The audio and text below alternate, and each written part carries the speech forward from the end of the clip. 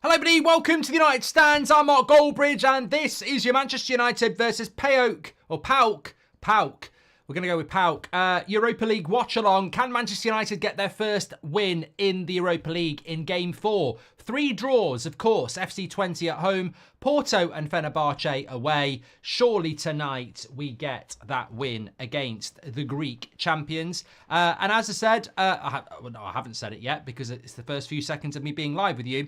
But very, very interested to see what your take on the team is tonight. There you can see it on the screen. What are your thoughts on that? Rashford on the bench, I believe, but definitely you get your guy, you get your guy, which is Ahmad starting. Ahmad, no free Ahmad in the chat. He is starting for Manchester United.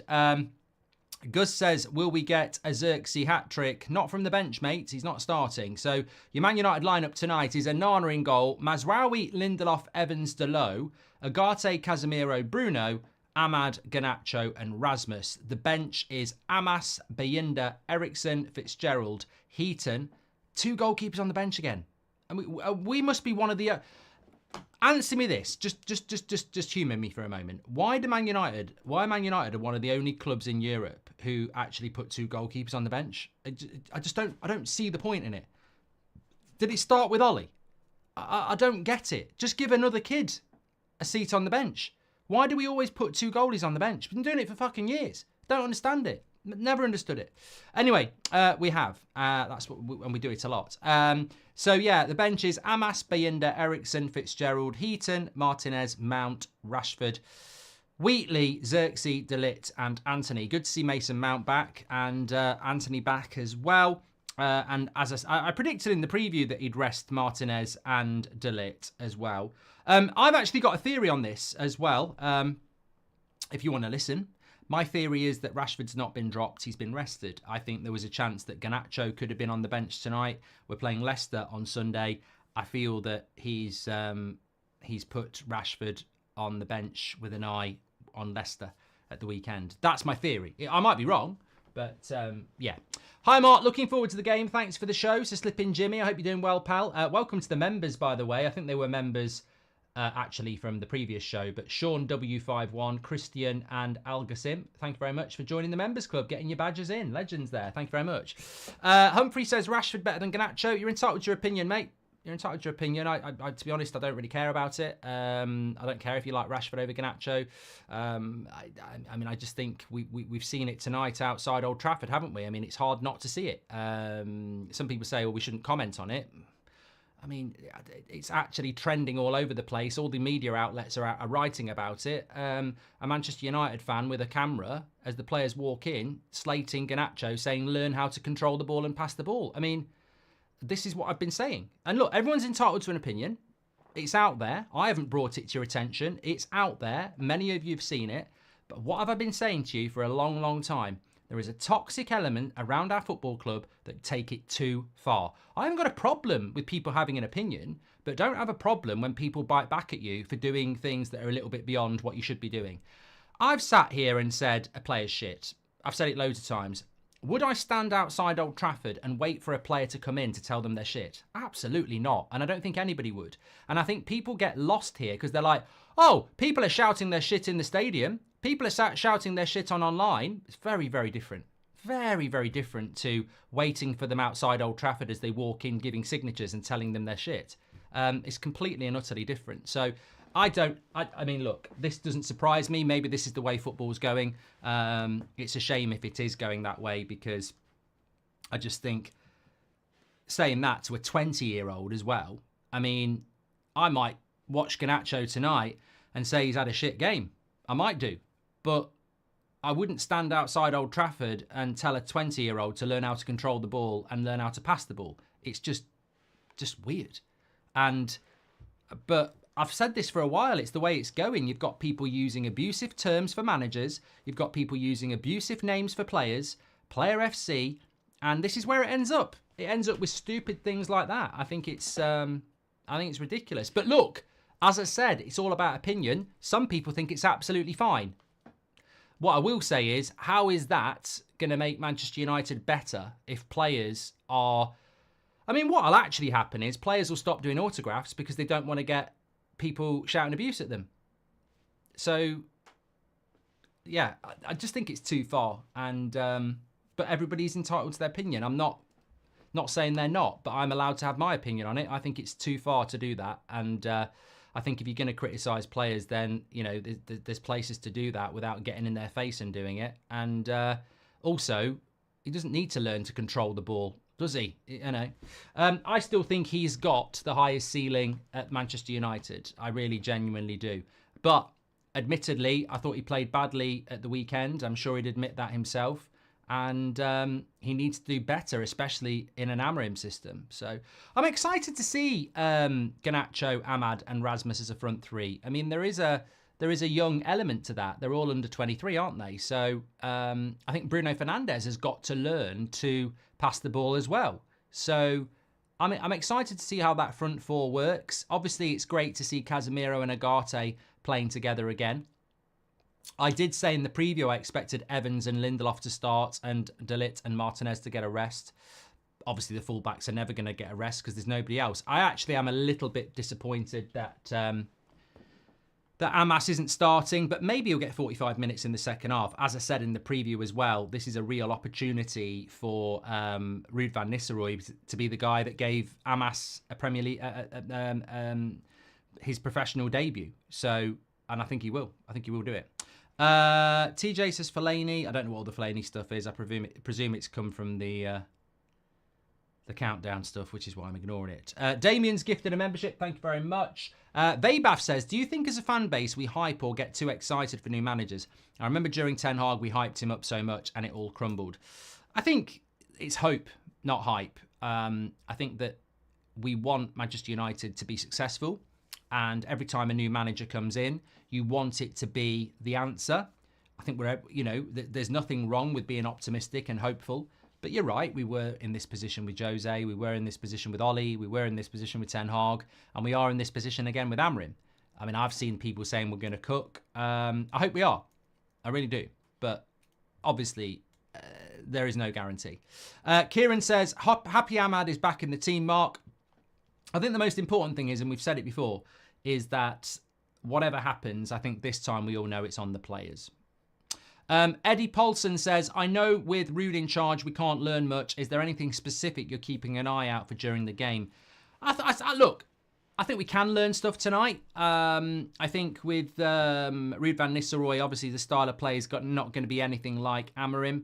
But what we can learn tonight is whether these players are less selfish, whether these players can play together. If I was a Man United player, and if I was Bruno Fernandes tonight as the captain, I'd be saying to the players, look, we all saw what our new manager did against Sporting. And we all saw that it's all about being a team and passing and moving. Well, come on, let's go and show what we can do. I mean, we're not going to play Amorim ball, but we can stop shooting from 30 yards. We can stop getting our head down and running into traffic. So those sort of things would be quite nice to see. You guys were right to kick that weirdo out of the United stand, says Sanyik. Rudolph the Red, thank you for gifting a membership as well. And he says, I hope you're well. I hope you're well as well, mate. What's your score prediction, says Daniel. I've gone 4-1. I don't really know anything about PAOK. In the Europa League so far, let's just have a quick look at them. I mean, they won the Greek League, didn't they? But they drew with Victoria Plzen, who we've got to play as well. They lost to FC Steaua Bucharest, isn't it? They lost to them at home. And they lost to Galatasaray 3-1 as well. So they've, I think they've only got 1 point in the Europa League. So yeah, we should be beating them, especially at Old Trafford. I think we'll see goals. I think we'll see something reminiscent of what we saw against Leicester last Wednesday. Actually, I think we'll see it's not Chelsea, is it? Chelsea are a decent, hard, well-organised team. I don't think PAOK are going to be able to compete with the way Chelsea did, and yeah, I think we'll win quite comfortably. I think we need that. I mean, look, we need to win tonight, but we also need to beat Leicester on Sunday as well. Noticed how Ahmad hasn't moaned like Sancho did. And Goldio says, can we please poll, will United win the Premier League in the next 5 years? Curious what the community thinks. Sorry, I know polls are more that's football, says Goldio. Well, I'll do it for you, mate. And Rub says, waiting for some good football and results for Chelsea and United tonight. Let's go Premier League. Rub, I hope you're doing very well. Whatever happened to protecting our youth, says Sean. Look, I'll bang that drum, even if I'm banging the drum alone. I've criticised players. I'll never hide from that. I'll never stop criticising players.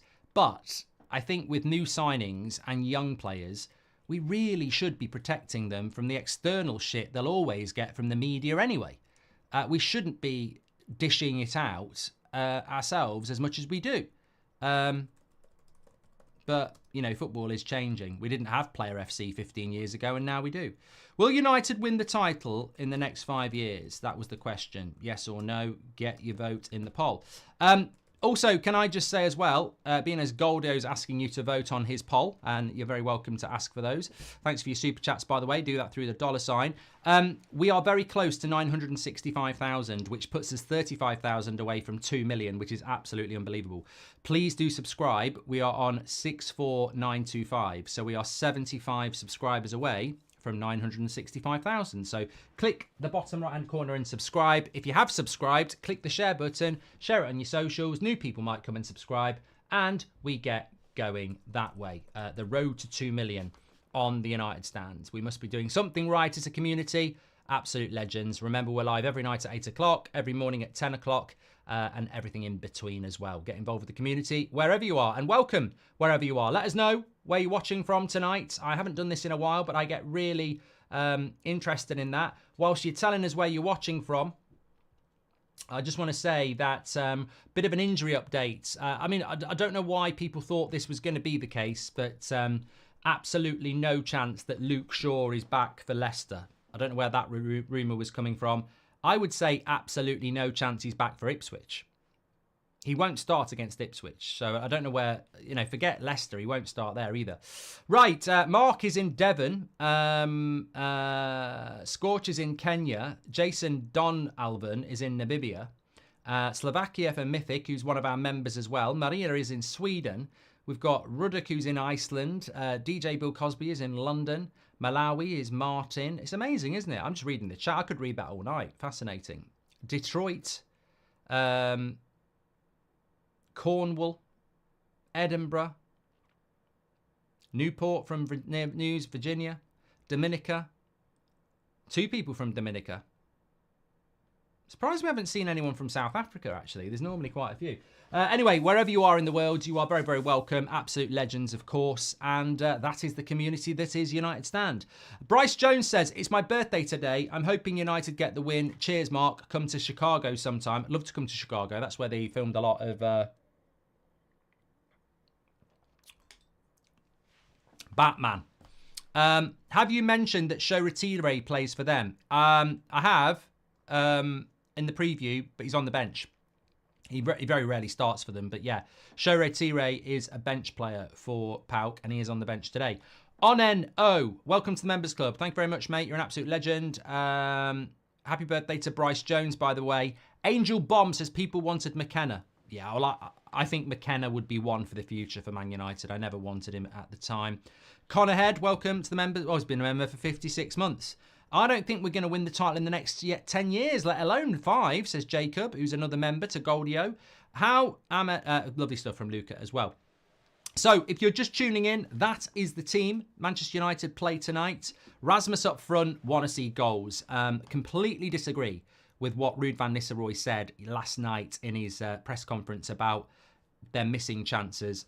Factually, he's not missing chances. He's not getting chances. What I would love tonight, I don't mind if we can see goals tonight because it's Lindelof and Evans. I'm not really bothered about the defence tonight. What I want to see is if they score 2, let's score 5. A bit like Leicester last week. But I want to see, if I was Garnacho or I was Ahmad or I was Bruno tonight, knowing Amorim's watching, I would be like, pass, pass, pass, pass. Pass the fuck out of that ball. Seriously, because that's what he's interested in. He will not, even if you do score from 40 yards, he's not going to be impressed with 40-yard shots. He's not going to be impressed with going past 2 players and then still trying to go past another and losing the ball.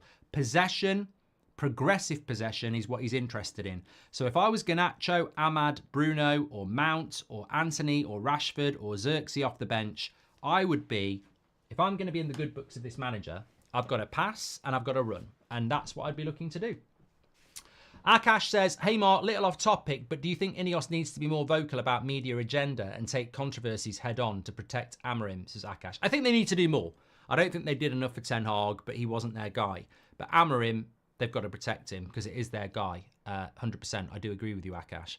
Albertos is from South Africa. No, he says, I'm South African, but I'm in the US of A. Thank you very much.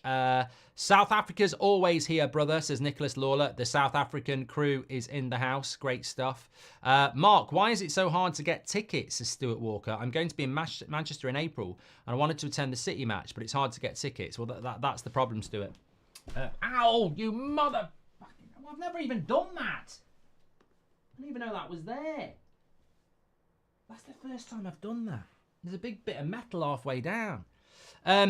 Yes, yeah, it is difficult to get tickets for Manchester United, especially when there is a bounce. And Man City in April is a long way off. But yeah, it's difficult to get tickets, which I suppose is one of the attractions to building a bigger stadium. Goldio is watching from Birmingham following post-work pints at the OCs. Mate, I didn't even know you were there. Right, we'll have to meet for a pint in the OCs, mate. I'm actually going into Birmingham on a Monday afternoon in early, or is it late November? I'll let you know the dates. We'll meet for a pint in there.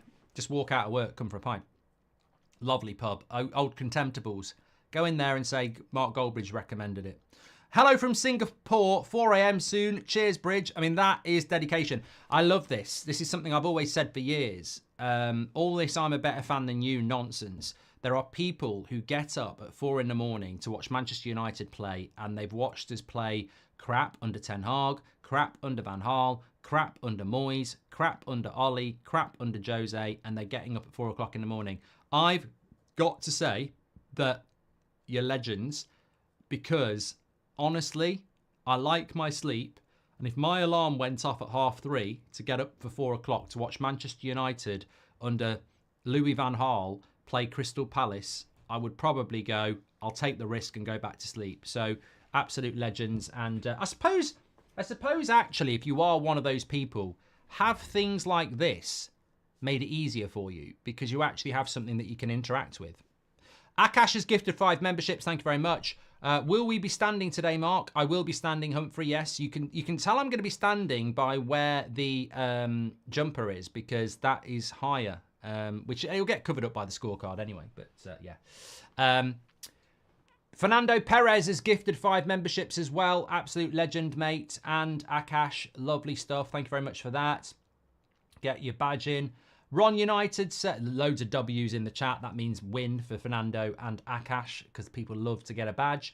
These so-called fans need to understand boundaries. I'm shocked and disgusted with how one of our best young prospects is targeted for engagement. Garnacho handled it with class. Keep up the good work, says Ron United. And that's the dangerous thing as well, isn't it? It's not just criticising a young player. It's doing it whilst holding your phone, live streaming them. It's just not going to go down well. Look, I'm not saying don't do it, and I'm not saying people aren't entitled to do it. I'm old enough and experienced enough to know that people have different opinions. People vote for people and that you wouldn't vote for, and people watch TV shows that you wouldn't watch. These things are going to happen. I'm not moaning because it's happening. If that person or anybody else wants to do it, that's fine. But everyone else can say, I think that's a bit odd. To be stood there criticising a player on camera, just, you know, it's just, I don't see how it helps Manchester United. I don't, as I said on social media, hopefully Garnacho plays well tonight. If Rashford comes on, hopefully he plays well. There are players that I don't think are good enough to play for Manchester United, but nothing would please me more if they suddenly were. It's the easiest thing in the world. Look at Anthony. I don't think it's going to work out with Anthony. But if somebody said to me tomorrow, do you want to sell Anthony or keep him and he gets good? I'd say keep him and he gets good, because then we haven't got to spend any money replacing him. But I genuinely think there's people out there going, get rid of him. No, I said keep him and he'll get good. Don't care, get rid of him. And that again, that just seems to be a weird thing that goes on. And that's what Player FC is. People genuinely don't like some players that play for Manchester United. And that, to me, is just odd. And I think some people just genuinely don't like Garnacho, and it's weird. And I think some people genuinely don't like Rashford, and I think it's weird. You can criticise how they play, but ultimately, I wish they would all. Imagine if they all started playing like Sporting. We'd be sorted. We wouldn't have to spend any money. So, but, you know, whether that's going to happen or not, we'll have to wait and see. King says, I sneak my phone at work to watch United play most of the time, and it actually hurts when I get labelled as a fake fan because I'm not at the games, says King. Thank you very much. I want to see Garnacho bounce back today, says Guess. Bruno turning into a playmaker with Manchester United. Young forwards is key. Maybe adding Gyökeres close with Amorim will make United a top 5 attack in England, says Mikey Boy. The thing about Gyökeres is you wonder where the money's going to come from for that, you know. Because Sporting are no mugs and they will want a lot of money to do that type of a deal, if I'm being honest. We're about 9 minutes away from the start of this game. Thank you, everybody, for tuning in, as always. Let's have a quick look around social media to see if we've got any comments coming in from Rude. Bear with me.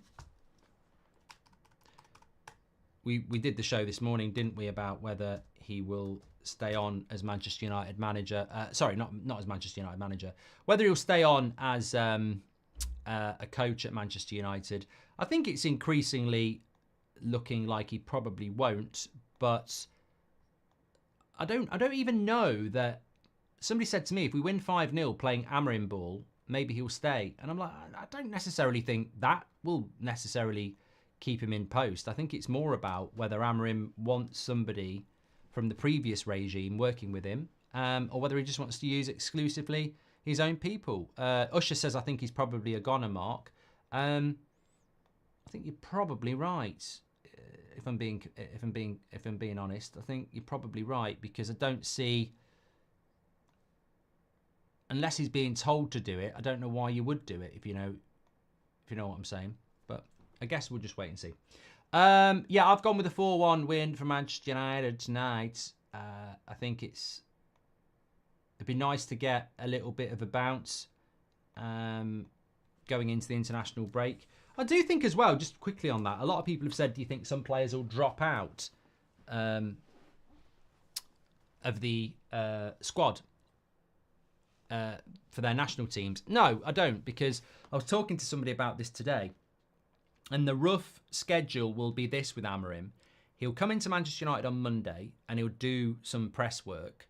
Then he'll be around all week, meeting people, putting things into place.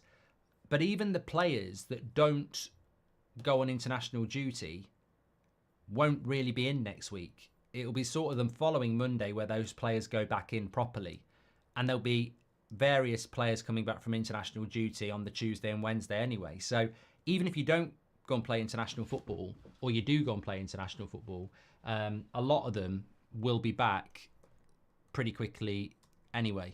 So I think I was just looking, well, look at Dalot and Bruno Fernandes. They play on Monday. Their second game is on Monday, the 18th. So they'll be back in training probably on the Wednesday. So they'll still be there. It's the South American teams that'll be problematic, and unfortunately, these international breaks are really problematic for South American players, because if you look at Uruguay, their second game is against Brazil, which is massive, and it's in the early hours of the Wednesday.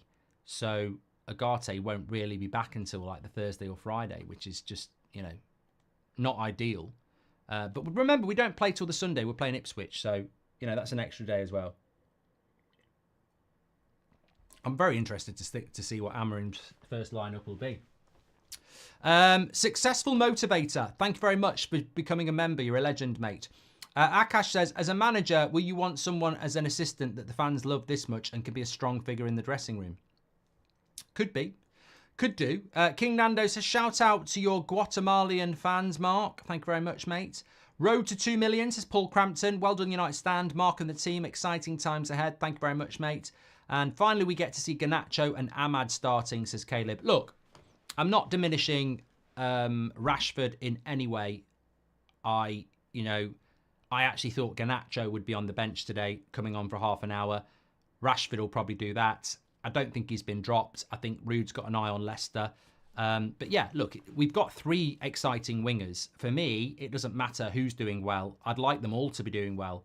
There was a time at the start of the season where I actually thought that was going to happen. When Ahmad was on the right and it was who's going to start on the left.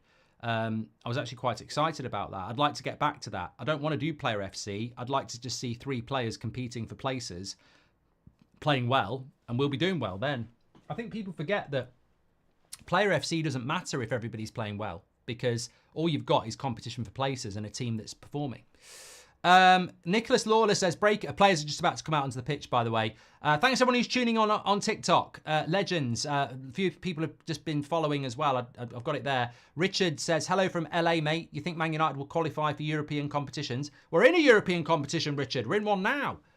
Going for our first win in the Europa League. I mean, look, there was a time. Let me tell you a story. There was a time on Thursday night where I didn't really have anything to do. So I used to play 5-a-side. It was a nice time. It was an escapism. You'd get Champions League football out of the way. The weekend was still to come. And Thursday night was your own. Kev would do the United Stand show. I would have the night off. 5-a-side, relaxation. It was great.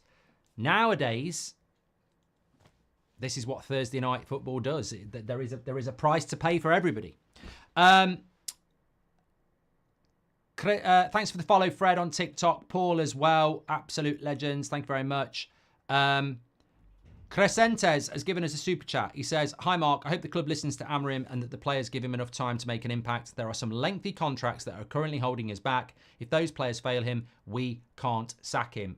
Great points there, mate. And as I said before, I genuinely think that people are waking up to the fact that it's the players who've got to deliver, because we've brought in such a clear and distinctive style of football that we've never used before, that it's the onus is on the players to deliver, not the manager, in my opinion.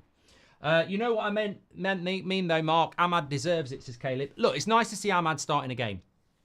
There is no combination where I wouldn't have started Ahmad tonight, because he's our best right winger. It's just a choice between Garnacho and Rashford.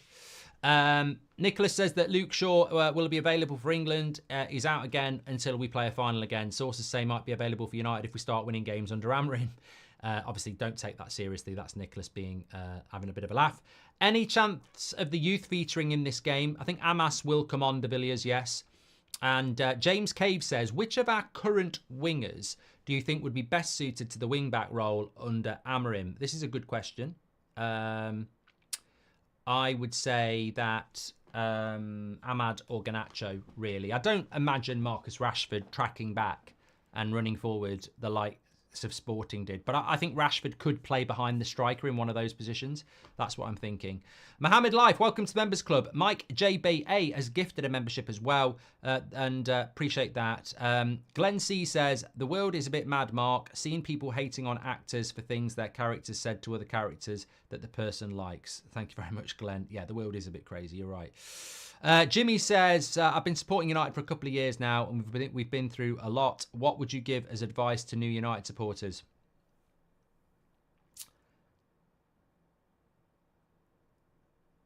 Sorry, that was a question. Well, as Ishraq says, suffer with us. I mean, if you pick your team, you stick with your team, don't you? When I started supporting United back in the 80s, Liverpool were the best team, and you know, I didn't really think Man United were going to get good. And then Sir Alex Ferguson built a dynasty, and it was just amazing. Now, the Glazers have destroyed that dynasty, and we hope that we can find a way back. But however many fans are watching this game in Old Trafford, it's probably a sellout for a Thursday night game against Greek champions in Manchester. You know, this is what we do. The greatest football club with the greatest story. It's a privilege to support them. Rasmus hat trick incoming, says Mike. The funny thing is, I don't think that's far fetched. I think a Rasmus hat trick is something we should be seeing more often if you can provide him with the service. When is the next event in Dublin? Also very happy to see Ahmad starting, says R. Thanks, mate. I am moving into the standing up position for the start of this game. I do like to stand up for the match. I will be sitting down at various intervals, though, because I have stood up a lot today. Oh, that's a good stretch. Thank you very much.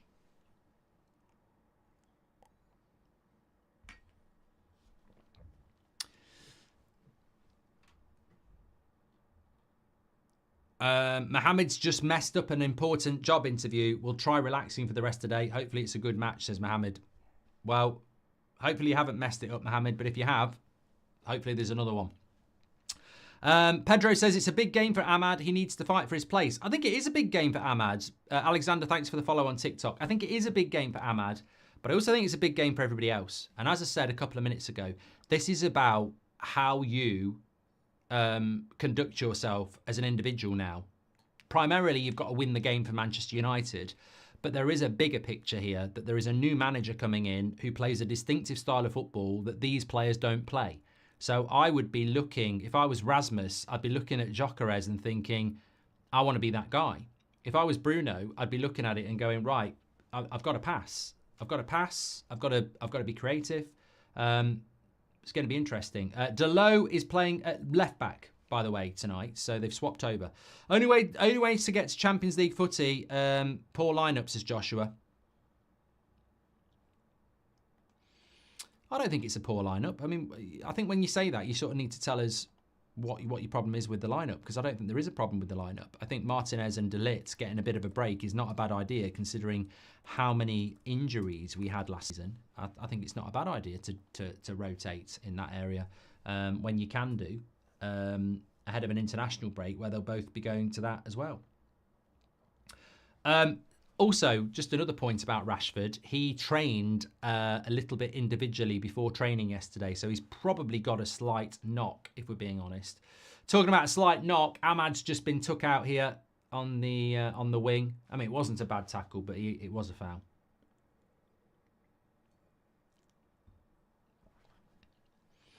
Bear with me if there's a glitch. I keep changing this, and I don't know why.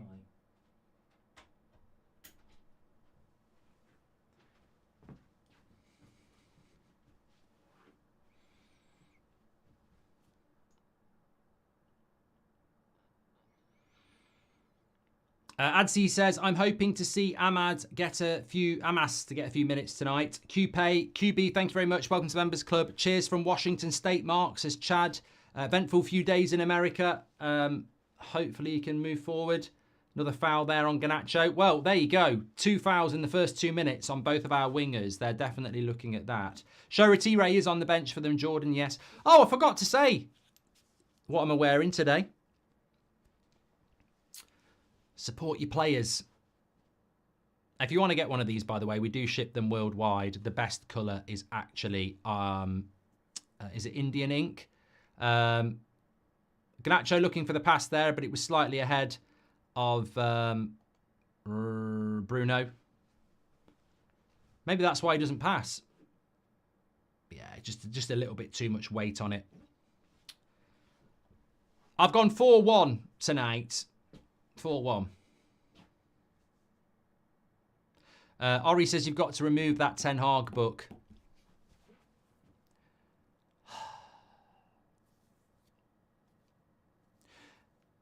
I backed you, Eric, and I'll never forget you, but the time has come to replace you. It's a sad moment. He's been up there for a long time, but it's time to go. It's time to go. What can I replace it with?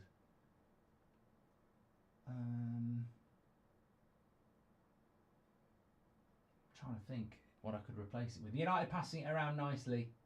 It's got to be football related. What have I got? Oh, here we go. This will do. Replacing it We'll never need to take this one down. He's earned his stripes. There we go. I should have replaced it with the one. Oh no, it's already up there. Get in, Mark Goldbridge. Get that for Christmas. Get that in your stocking.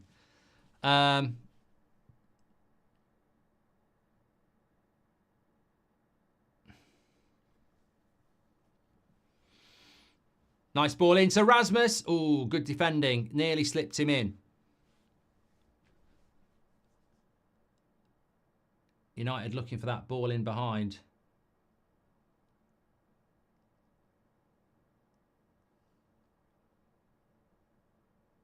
Barry, if Roy Keane was English, do you think England would have won the World Cup with him? I think Roy Keane would never play for England, obviously, so it's hard to imagine it. But yeah, I mean, having a player like that at that time would have been good. Certainly. Football according to Ricky, get out, says Parker. Currently deployed with the UK on deployment in the Middle East, so I get to watch with you, says Cameron. This club needs complete reset culturally. Let's hope we win. Thanks for the super chat, Cameron. Take care, you and your colleagues out there. Thanks for everything that you do. And Dean Corbett says we need black armbands for the Ten Hag book. Keep it reminder that players' fault, says Zero Connection. Thank you very much to Barry. I went back and read that one. Don't worry. Calm down. Nice ball in. PAOK in the box. And it says, oh my God, nearly went in. Shot. Hits Casemiro and went wide. Bit of a chance there. I forgot to tell you, actually, there are 3 players in this team that are worth keeping an eye on. One of them's not actually playing. Tyson, who's about 36, used to play for Shakhtar. Zivkovic, I think he's got 50 caps for Serbia. There's a young 21-year-old. Don't think he's there. He must be injured. I forgot what his name is. I spoke about him the other day. Is it Konstantilios or something like that? He's obviously not playing. So 21, decent player, but might be injured or something if somebody knows anything about PAOK. But watch out for Zivkovic and Tyson. They are probably their 2 better players. Write a book about how you pioneered YouTube, says Parker. I want to do a video on that. Bit of a sloppy start by Man United, or have we just underestimated PAOK? You'll notice number 19, Johnny, used to be at Wolves. We want Mark Builds Lego Old Trafford series, says Josh. Would you rather never play EAFC or Football Manager again? I'd probably not do Football Manager. I haven't played it for a while, mate. Thanks for all your super chats, by the way. Appreciate that. Okay, let's settle in here. Greek champions.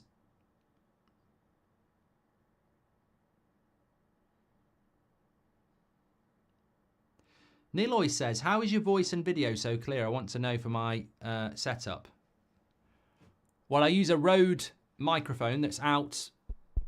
It's called a boom microphone. It's just literally, if my head's there, you just can't see it because it's just always out of shot. So it's right there. So that makes my audio good. And then the camera I use is a Sony A7 III, which I've had for about 5 years. It's a very, very good camera. So, and then if you wanted to stream yourself, then XSplit's good. Yeah. Why have I got countdown to kickoff here? Why am I doing my own admin? I've been doing this for 10 years. Shouldn't be doing my own admin. Right, where's the producer? That should say live watch along. I shouldn't have to do that. I have an ego, you know. I shouldn't have to change my own titles. This should not be happening. Anyway, PAOK are just passing this around at the moment. Those things do make me laugh, though. What do they call them? You know, when somebody does a concert, like if Beyonce comes over to the UK and does Wembley, they have these things.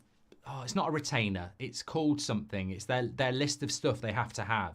And some people are quite famous for, like, the water has to be room temperature. Some people have to have 10 tubes of Pringles every minute. You know, stuff like that.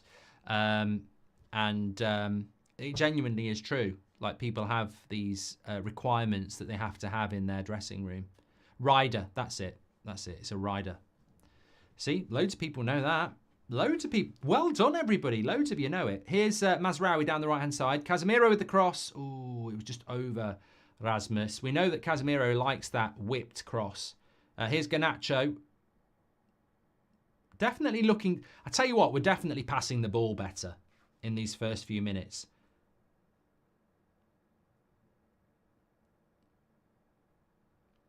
PAOK fans 3 times louder than a packed Old Trafford, says Pan.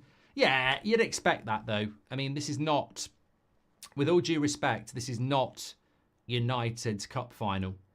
And fans, when you go into a Thursday night game against a team you don't know, you want to be entertained. You're not going to be chanting and roaring about it. Whereas for PAOK, it's an amazing night and they're going to just be absolutely loving it. I mean, that sort of pisses me off a little bit, how people go, oh, look at the away fans out singing the home fans. I mean, that is very common. Being an away fan it's a pack mentality. That happens at a lot of grounds. How far behind Liverpool and City do you think we are, says Jay? 3-4 years? Maybe more? Bruno, nice ball into Ahmad. He's in the box. Goes past one. Ooh, unlucky. Definitely think we're passing it better. I definitely think there's more of a focus on passing.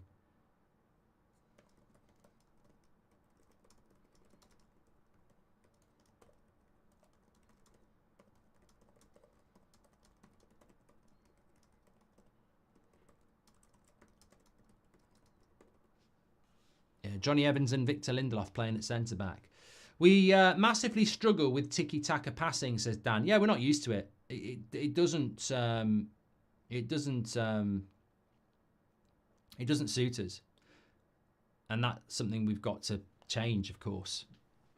I mean, look at that. I hate that. Anana just going for a long diagonal. I just don't think that's going to happen under Amorim. Mark, can you give my mates Steve and Ben a shout out? They are Liverpool fans. Thank you very much, R. And a shout out to Steve and Ben. Grease them up and pump them. Be rude not to, says Dante. What do you think of Newcastle United's future, says Locke? I don't think it's the future we all thought it was going to be, because you can't spend the money that you've got because of FFP. Newcastle would probably be winning a league by now if they'd been able to spend the money. But it's hard to see what the project is for Newcastle. I've said it before, because how do you get the money in? I think it's a fluffer, though that might be porn, says Rory. Daddy Indeed says, left wing back or left wing for Garnacho under Amorim. Great show as always. Here we go. Good play by Jalot. You still got it? No.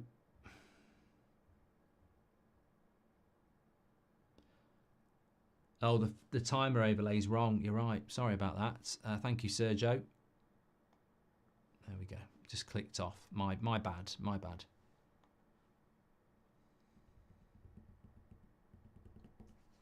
If you want to order the Christmas jumper, by the way, scan that QR code as it goes round. You can't bloody see it, but it's a beauty. It's a limited edition knitted jumper that we do every year. The piping on the arm, I think, is great if you're out in the pubs this year or down a family do. And then the back is really nice as well. These are knitted. They're not printed, so it's a knitted jumper. And we have a limited run of these. So when they're gone, and they do ship worldwide. So get yourself onto United Stand Shopify to order that. I don't know where I can hang it when we've got a... Maybe up there. Maybe that'll work like that. That looks... That'll do. Yeah, that's better. That's good.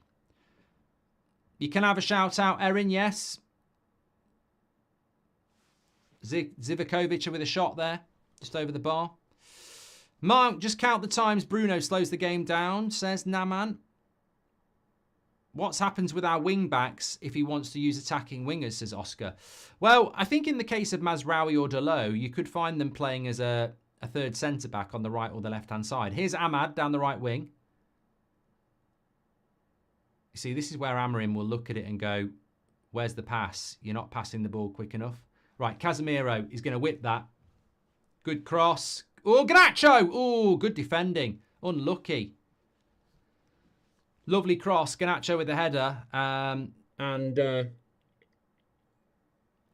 Lovely cross by Casemiro again. Why is this not a corner?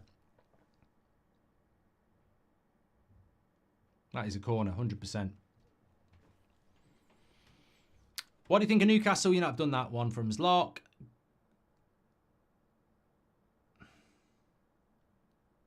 Abdi, thanks for your super chat. What would your rider be for a gig, says Calm.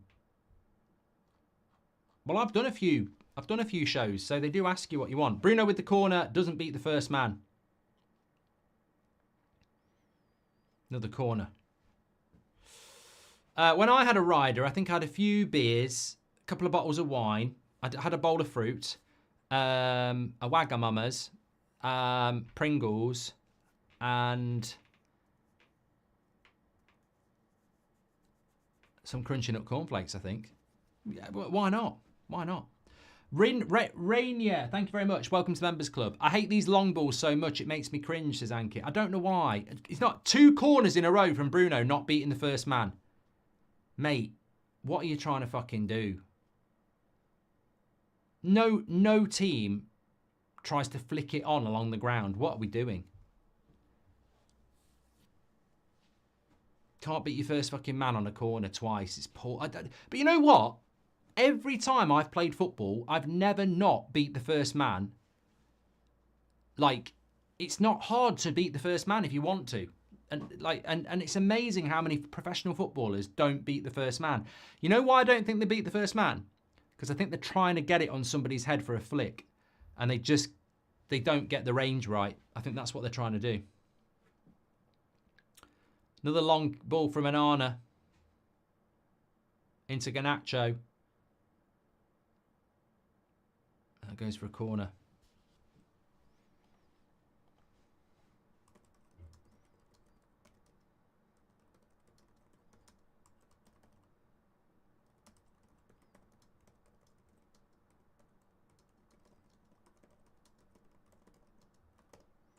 I hate it. It's a tactic, though. You can't moan at the goalkeeper. He's being asked to do it. Like, Anana isn't going, I know, I'm going to ping diagonals. It's basically what Ten Hag was doing, and it's what Ruud wants. It's coming from the manager. There ain't no way Amorim's going to be doing that.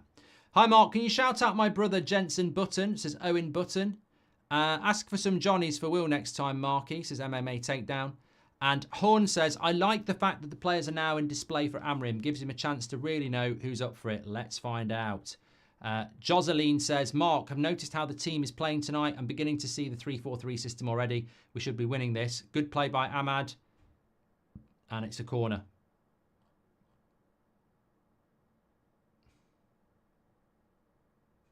He's gone down injured again, Ahmad here. Well, it's a penalty. If he's touched him, it's a penalty.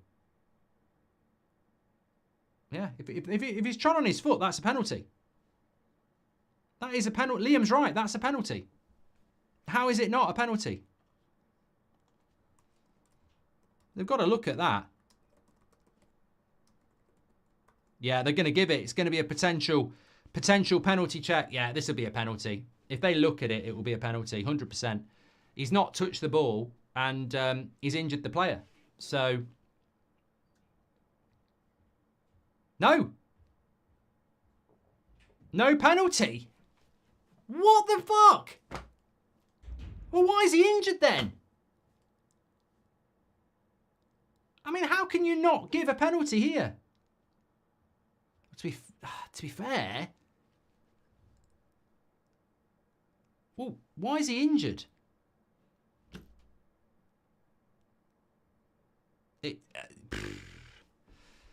Any chance of TUS bumper stickers, says Gavin. Another crap penalty from Bruno, this. I mean, what have we done here?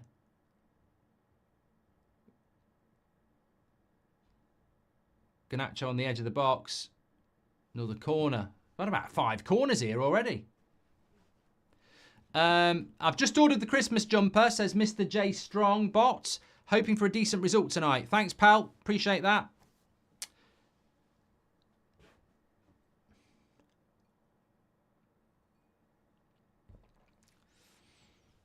Well, Rashford's warming up here already. I think Ahmad will be coming back on.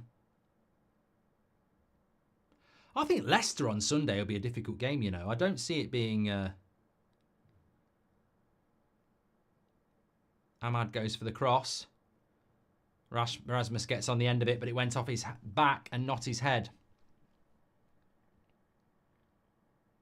Steve Woodley, welcome to the Members Club. Thank you very much. Cheers, pal. I think it should have been a penalty because he doesn't touch anything other than the player. Whether it's soft or not, I think it's a penalty. I think that goes off Rasmus's shoulder. Ahmad's back on anyway and does really well to win the ball. Good pressing. Chelsea 3-0 up already. Yeah, but they're playing the local pub team, aren't they? Come on. Let's get real. Let's get with it.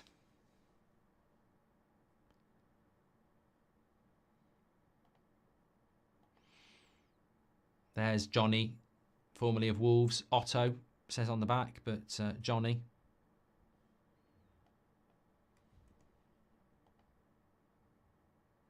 "20 minutes gone.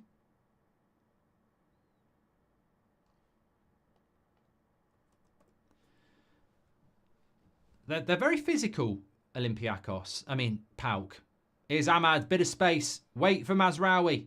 Does well, but doesn't quite get it to him. And Ahmad again goes down.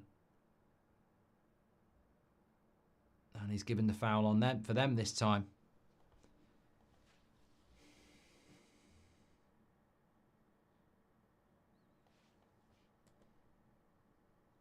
To be fair, that was a foul by Mazraoui.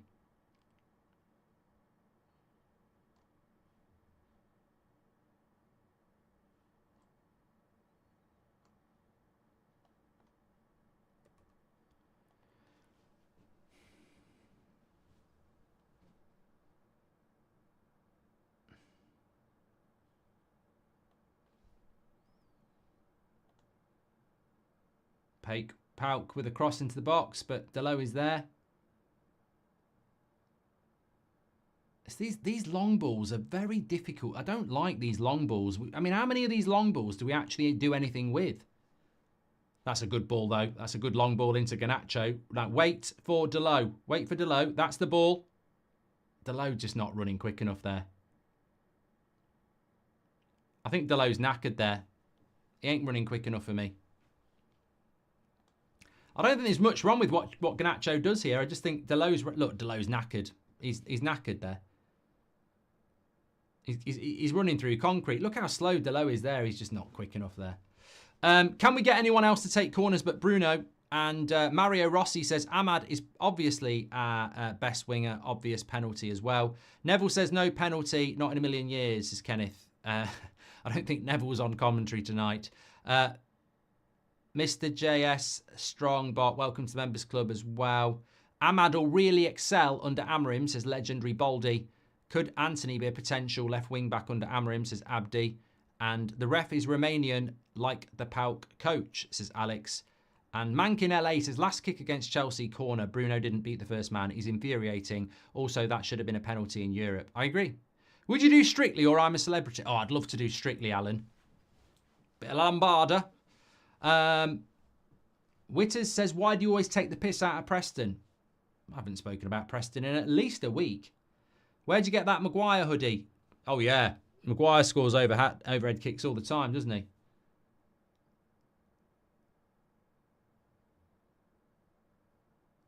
Shane O'Connell says it wasn't even a corner as well. It came back off Ahmad on the penalty shout. Steve Woodley, welcome to the Members Club. Appreciate that. Garnacho is overhyped, says Joey. I stand with Garnacho. United. Ahmad could easily be United's number 7. He's a high Q baller, says Captain. Him and Mazraoui have done quite well together on that left-hand side. Lovely ball into Agate. He just doesn't control it properly. James says Ahmad started well. He should be nailed on the right wing. And I pray Amorim sees Ahmad how we see him. He's class, says Carl. And Fit for Bitcoin says, is it just me? I feel that United are always so slow compared to other teams. Just can't stand it. Because we're not used to it, mate. That's the problem. We're not used to playing that this brand of football, so that's why the problem. That's why we don't look very good at it. Kia wants someone else to take the corners. PAOK are in down the right hand side here. I think it's that Sivchenko. But a good tackle by Casemiro, and Delo gives it him back. If you're on YouTube, thank everybody for tuning in. I think we've hit 965,000. Here's Ahmad down the right-hand side, waiting for Bruno. See, again, it's the same thing with Garnacho. Just not taking care of the pass. Garnacho did it with Delo a minute ago, and Ahmad's just done it with Bruno. These are so simple passes. I like Garnacho, I like Ahmad, but those passes are just so simple.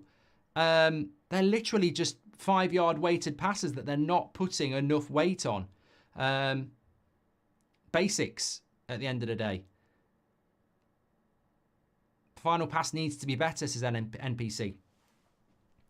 JD on TikTok, thanks for the follow. Appreciate it, pal. Billy Boy says, are you playing Emmerdale next? Lawrence says, Ahmad's man of the match so far. Delo and Garnacho have been poor again. And Zico says that Casemiro cross was like the wingers of old. When was the last time we had that? Thanks, Zico, for your super chat.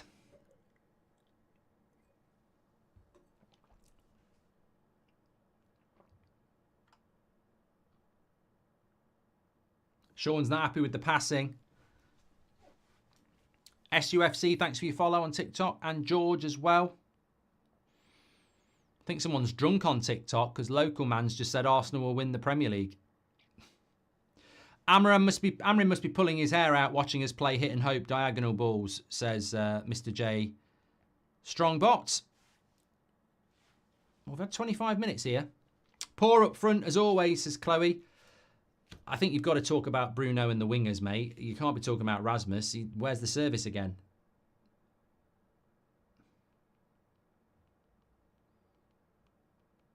We're 10 subscribers away on YouTube from 965,000, by the way. So click then subscribe, bottom right-hand corner. Can United get this first goal here?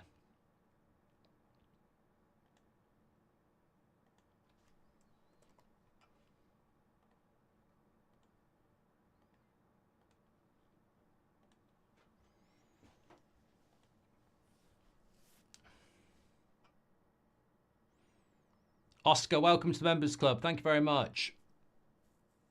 0-0 at the moment, RPG. Don't go diagonal. Oh, here we go again. That diagonal to the fucking left-hand side. It's got to die. It's got to die. Bruno's going to shoot. No, he's not. He's going to play it into Casemiro. You're not going to get a penalty for that. Strong shoulder barge. It nearly worked. Nearly worked. MPO is crying about... It's a good ball by Bruno, but, I mean... I think anywhere else on the pitch that would be a foul, but it was a bit soft for a penalty.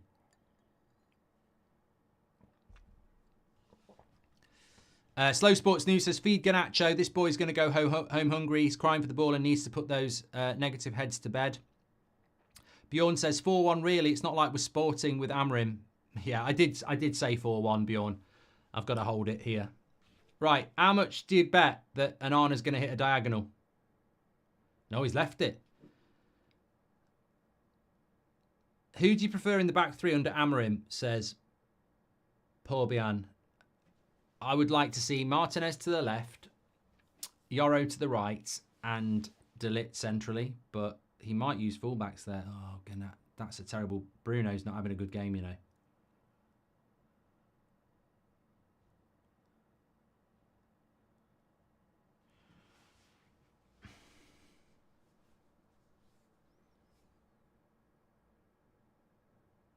Good ball that is. But Rasmus doesn't keep hold of it.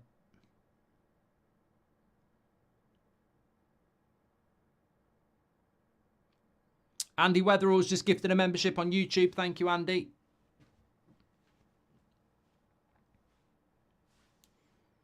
David says, one of our members, David Marsden, says, no service to the striker again. I think the only chance that Rasmus has had was that cross by Casemiro where he didn't connect with it. But a lot of work. I don't know why people think things are going to change. There's a lot of work to do here.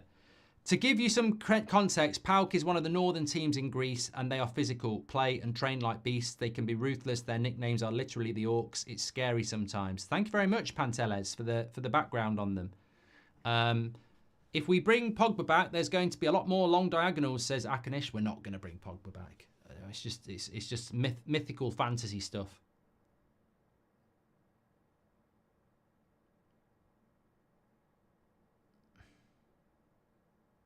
Casemiro's been fouled there, but Ahmad's got it. Ref says play on. Switch, switch, switch, switch. Delo, switch. Oh. Too slow. We are very slow on the ball. I know what that person was saying a few minutes ago.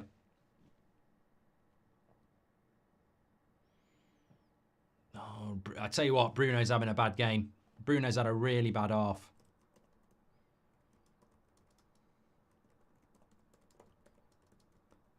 Really bad. His passing is just... Corners have been bad. His passing has been bad. It's weird. You know, these are the sort of games that 300k a week should be... You know, with all due respect, it's PAOK. Rasmus, come on, let's move. Oh, another bad pass as well. Our passing's atrocious. It's infectious. Garnacho, good cross, good defending. Ahmad on the back post. That's our best move of the game, and it's taken half an hour. That was good. Good weighted pass from Bruno. And Garnacho puts in a good cross to the back post. Defender does well. Nothing wrong with the cross. Nothing wrong with the ball by Bruno. It's good defending. The bad news is it's a corner. And we've been shit at these. How many corners have we had? This is corner number 5. Half an hour gone. In it comes. Beats the first man this time. Goes for a goal kick. I feel like the teams without Europe this season are taking advantage of the teams with more games. Teams that did well last season are struggling, says Jack. And why is there talk about Pogba? He's suspended in Italy. He's a PR nightmare and was more inconsistent than Rashford. He had 4 good games a season, says Cap. Because Player FC really would love Pogba back. So that's why people are talking about it. But it won't happen. I can't wait for the new manager. Rasmus will be fed at last, says Andy. Joey says, I think Højlund should have done better with Ahmad's cross mark. Amorim played with Lindelof in Portugal, says Jonathan. Thank you very much. PAOK on the attack here, actually. I hate the fact that most of them are not running, says Stephen. No wine tonight, Marks is I've had a medium glass of red on a Thursday night. Scared of PAOK now that I know they're called the Orcs. My timbers have officially been timbered, says Mitchell.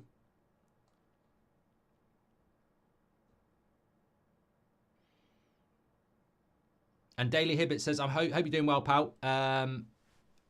Hope Amorim is watching this, thinking he can be positive things with these players.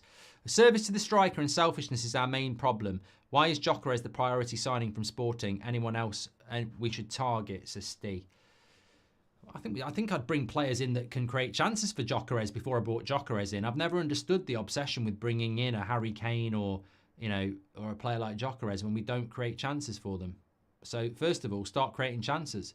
I don't mind replacing Rasmus if he's missing 3 or 4 good chances a game, but you don't get him. Elliot says the commentators are saying not creating much for Rasmus. True. And Paul Whitten says, I just want to say thanks, Mark, for making watching United at the moment enjoyable. Listening to your commentary. Legend. Thank you very much, Paul. Thanks for your super chat. Appreciate that. And Ty says, if United bring back Pogba, he'll have to dig up that hyena he buried on the pitch, says Ty.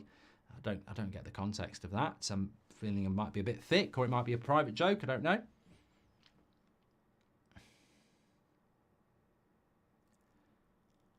I mean, the way the game's gone so far, I mean, we've been the better team slightly, but I don't think good play by Agate there, good interception, and he won it back, and he got it to Mazraoui. Ahmad with a bit of space on his left. He's got to pass that into Bruno, into Ahmad. They're very energetic. I'll give them that. Right, that's got to come centrally. Agate. Yes. Now go Garnacho. There we go. Right, someone's going to give him some help here. He's on his own. Give it back to Delo. That's it. Right. Crap. Absolute crap by Delo. Again, we're in a position there where just rotate the ball. Look after the ball. And what does he do? He goes for a fucking Hollywood ball. We can't help ourselves. Someone called Legolas to sort these orcs out, says Jackie. Boring, low-level football, says Mustafa. Thank you very much for that.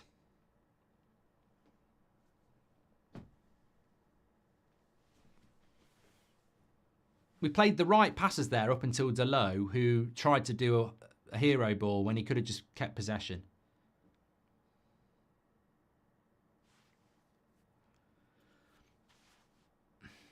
There we go. Long diagonal again. Fucking hate it. Absolutely hate it.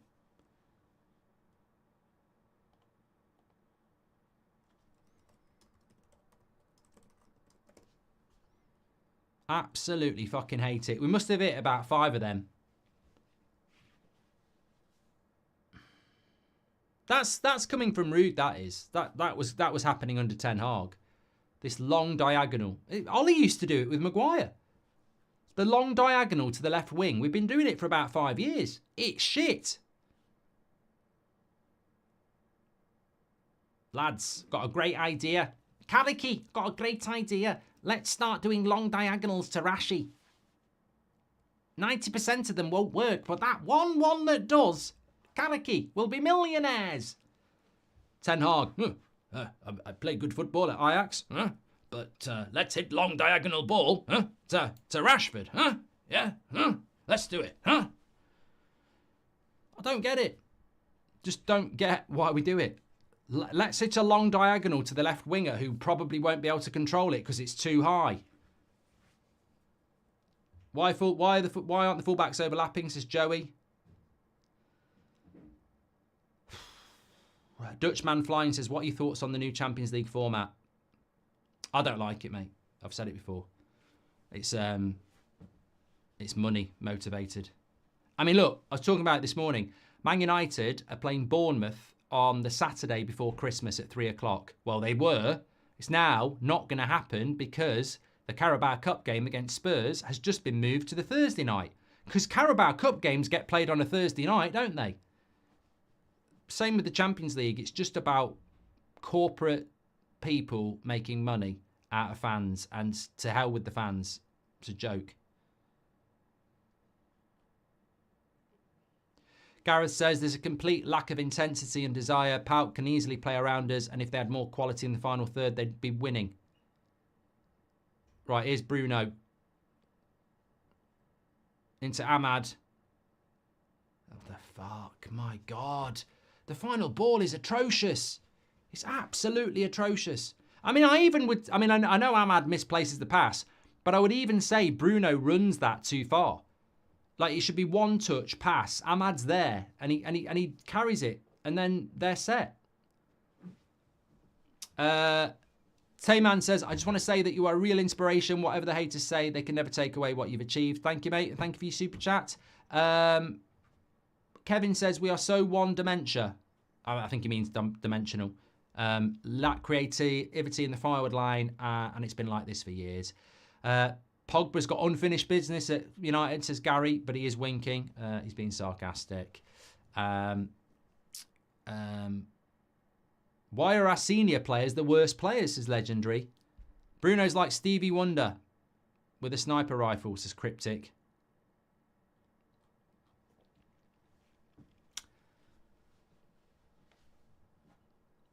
T-Man, thanks very much for the follow on TikTok as well. There's Scholesy. He knows he's on the telly as well. See Scholesy there behind Rude going,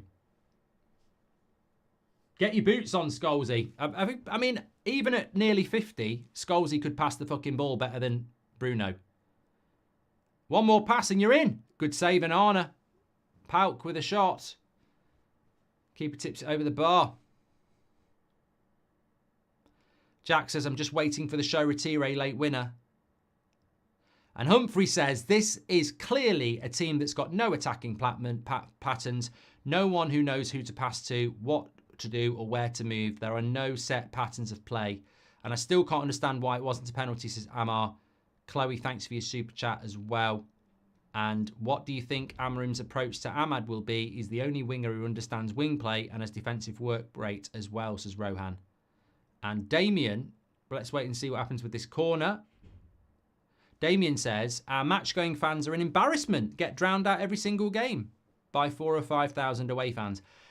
What? But, mate, this happens at a lot of grounds. As I've said before, this whole Old Trafford gets out-sang by away fans. Old Man United fans away from home probably out-sing the home fans. It's just what happens.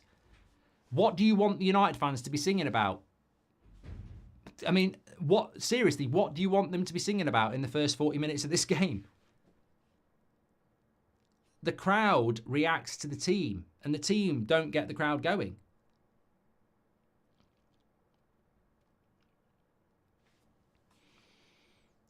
UI Chambers says, I love the idea of Amrim, but I genuinely feel sorry for him. The team is so selfish and not a team of individuals playing under the same badge. Another promising manager will be fed to the wolves.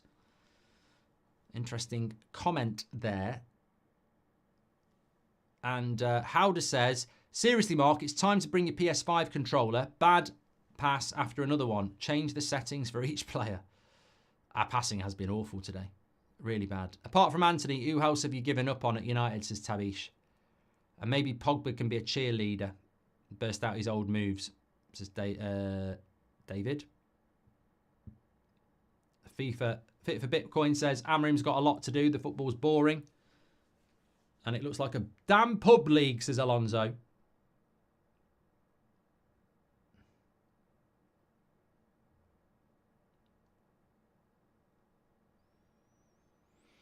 Here's Ahmad on the right wing. 5 minutes to go. You'd beat him there. Casemiro.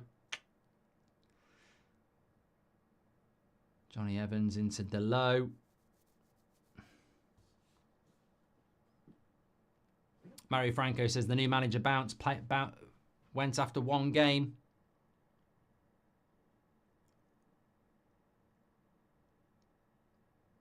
And Jackie Boy says, I bet Amarim is crying into his cornflakes right now as he realises how difficult this job is going to be.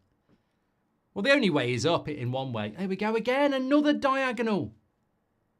Fucking hell. I mean, I'm going to lose my shit in a minute. The fuck? They should be booing that at Old Trafford. They should be booing it every time that fucking diagonal gets done. I've seen it 6 times now. I think it's worked twice. That's not good enough. You can't gift possession away over 50% of the times on a long ball. Absolutely fucking ridiculous, mate. That's coming from Rude, that is. That's not coming... I know Anana's kicking it, but there's no way you're doing that off your own back. Just giving possession away. Did anybody watch Sporting from Man United on Wednesday night? Tuesday night? Did anybody actually watch Sporting play? Scholes used to ping it for Sir Alex and Carrick did it for Jose. Rooney pings those, not every time, but they did, says Udit. Yeah, not as much as this and not as bad as this. Benny says, let's not forget networks place microphones in front of the home and away ends and can dictate the level of crowd for FX. Probably not as noticeable at Old Trafford, says Benny. I thought we sacked Ten Hag. Is Rude wearing a Ten Hag mask, says Dion. Of course he is. I mean, he was brought here by Rude. He was brought here by Eric, and he's been coaching this team with Eric for 3 months. So, of course, there is a reason that we're playing the same way. Chambers says there's not an ounce of teamwork in this team. It's terrifying. I mean, what would you change? What would you change? It's tough. I don't see anything on the... I mean, look, you could bring Rashford on. You could bring Eriksen on if he's on the bench. You could change your centre-backs, but... To me, it's more than individualism here. It's just a whole mindset. PAOK are just better organised than us. Oh, Rasmus, that's terrible. That's terrible. Just gifting possession up again.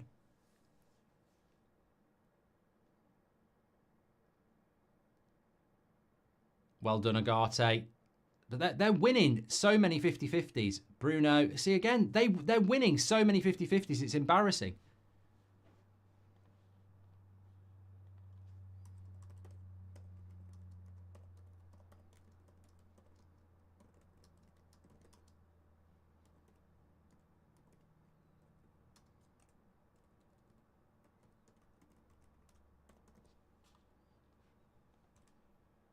Garnacho clears it. Straight back to PAOK. I mean, look, somebody was quite kind enough to tell us what PAOK are all about, and they are known as the Orcs. They're very, very hard-working, but this is Old Trafford. We haven't won a game in the Europa League yet, and they are so... I've noticed it all half. They are so dominating in the 50-50. It's embarrassing. Well done, Garnacho, fighting back.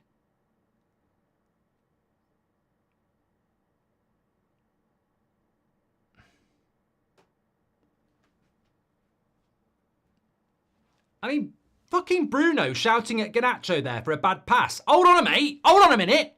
If you're going to fucking start that, Bruno, I'll tell you. Do you want me to count the amount of bad passes you've done? You can't even beat the first man from a fucking corner. I mean, do what you do, not what you say. Bloody hell. Moody bastard there, having a pop at Garnacho for a misplaced pass. He's done it himself all off.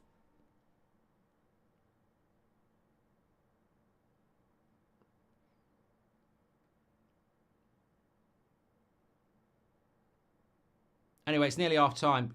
Oh, another bad pass. This time it's Casemiro. I can't think of... Well, I can. Very regularly I can. But all I would say is what a half of terrible passing and rubbish tackling. And if you can't get those fundamentals, you're going to struggle. Too many touches. Too many touches as well. Bruno, 4 touches before he passes it. Ahmad. That's just a terrible ball by Bruno. It really is again. Right, here we go. Mazraoui, he'll look after it. Into Bruno. Come on, where's the pass? Oh, for God's sake, man. That's half time. That's half time. Absolutely shocking. I mean, to a man, it's hard to say who did well. But it was dreadful. It was absolutely dreadful. You can't dress it up any other way. You could change 5 players and still want to sub off a few more. I mean, look, I don't mind a captain that shouts at people, but you've got to lead by example. I'd say Bruno's misplaced more passes than anybody in that half. Everybody's done it. Casemiro, Agate, Garnacho, Rasmus, Bruno, Ahmad, Delot. They've all done it. They've all been at it. And look, this is probably where stats don't work. If I'm being completely honest, I'd be surprised. We've probably got 90% pass completion rate, but I'd love to know what it is in the final third because it's been absolutely abysmal. Absolutely abysmal. 85%, yeah, but that'll be passing it around the halfway line. The final ball has been shit. Really, really bad. They've been really physical. They've bullied us in the 50-50s. Our passing's been bad. And if you've got those combinations, you're going to struggle. And yeah, we have struggled really, really badly today. Just having a look. Who's made the most passes so far? Casemiro and Johnny Evans have made the most. I'm just having a quick look. I want to see pass completion rate. Loss of possession. Delot, 3. Rasmus, 3. Bruno, 2. Ahmad, 2. Agate, 2. That's not the thing I want to look at, though. Let me go back to Match Centre. Pass success. Yeah, Victor Lindelof, Johnny Evans have the best pass success. Key passes, not enough.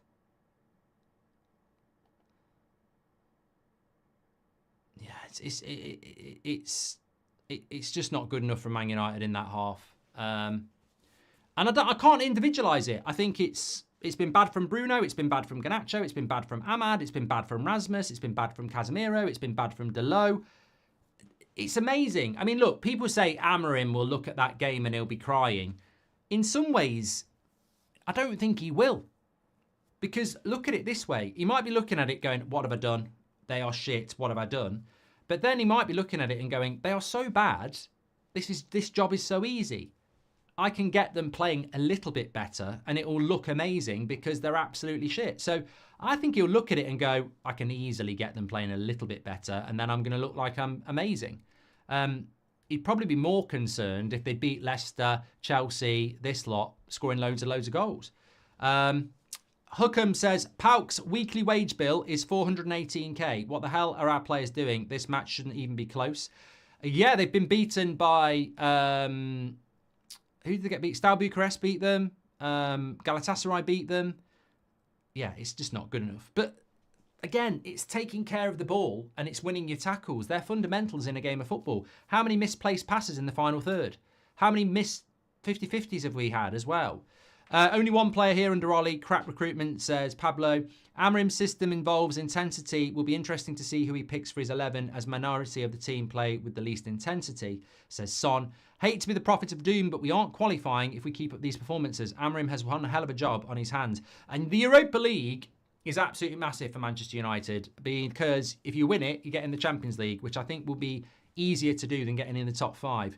Alonso says the passing has been absolutely terrible. Ahmad should have taken the shot and should have had awareness. Overall poor, hoping for a win but prepared for a shock. Completely wrong formation against their setup, says Damien. We are so bad, says Andre. Is Højlund actually good enough for the number 9, says Herku. In relation to Rasmus, there's no service. In relation to his link-up play, it's been bad. So it's a double-edged sword there. I want to judge our striker on service, and we're not providing any. But if you're not getting service, you've got to be involved in the link-up play, and he's not been involved in that. So admittedly, he's not been very good tonight, but we're still not looking. I think beyond the passing and beyond the tackling, which has been abysmal, another thing I've noticed is that when you watch Liverpool or Man City, when they're in their flow, it's quick. It's one-touch pass or it's first-time pass. You watch United and you watch that first half, it's slow. Bruno's got the ball. Ahmad's the pass. He dribbles it. He takes 3 touches before he plays the pass. If you give him that pass sooner, you higher up the pitch sooner and then you run into space to receive it back. It's so logical. It's so basic in coaching, and yet we're bad at it. That was a prime example, but it keeps happening. Garnacho gets it on the left.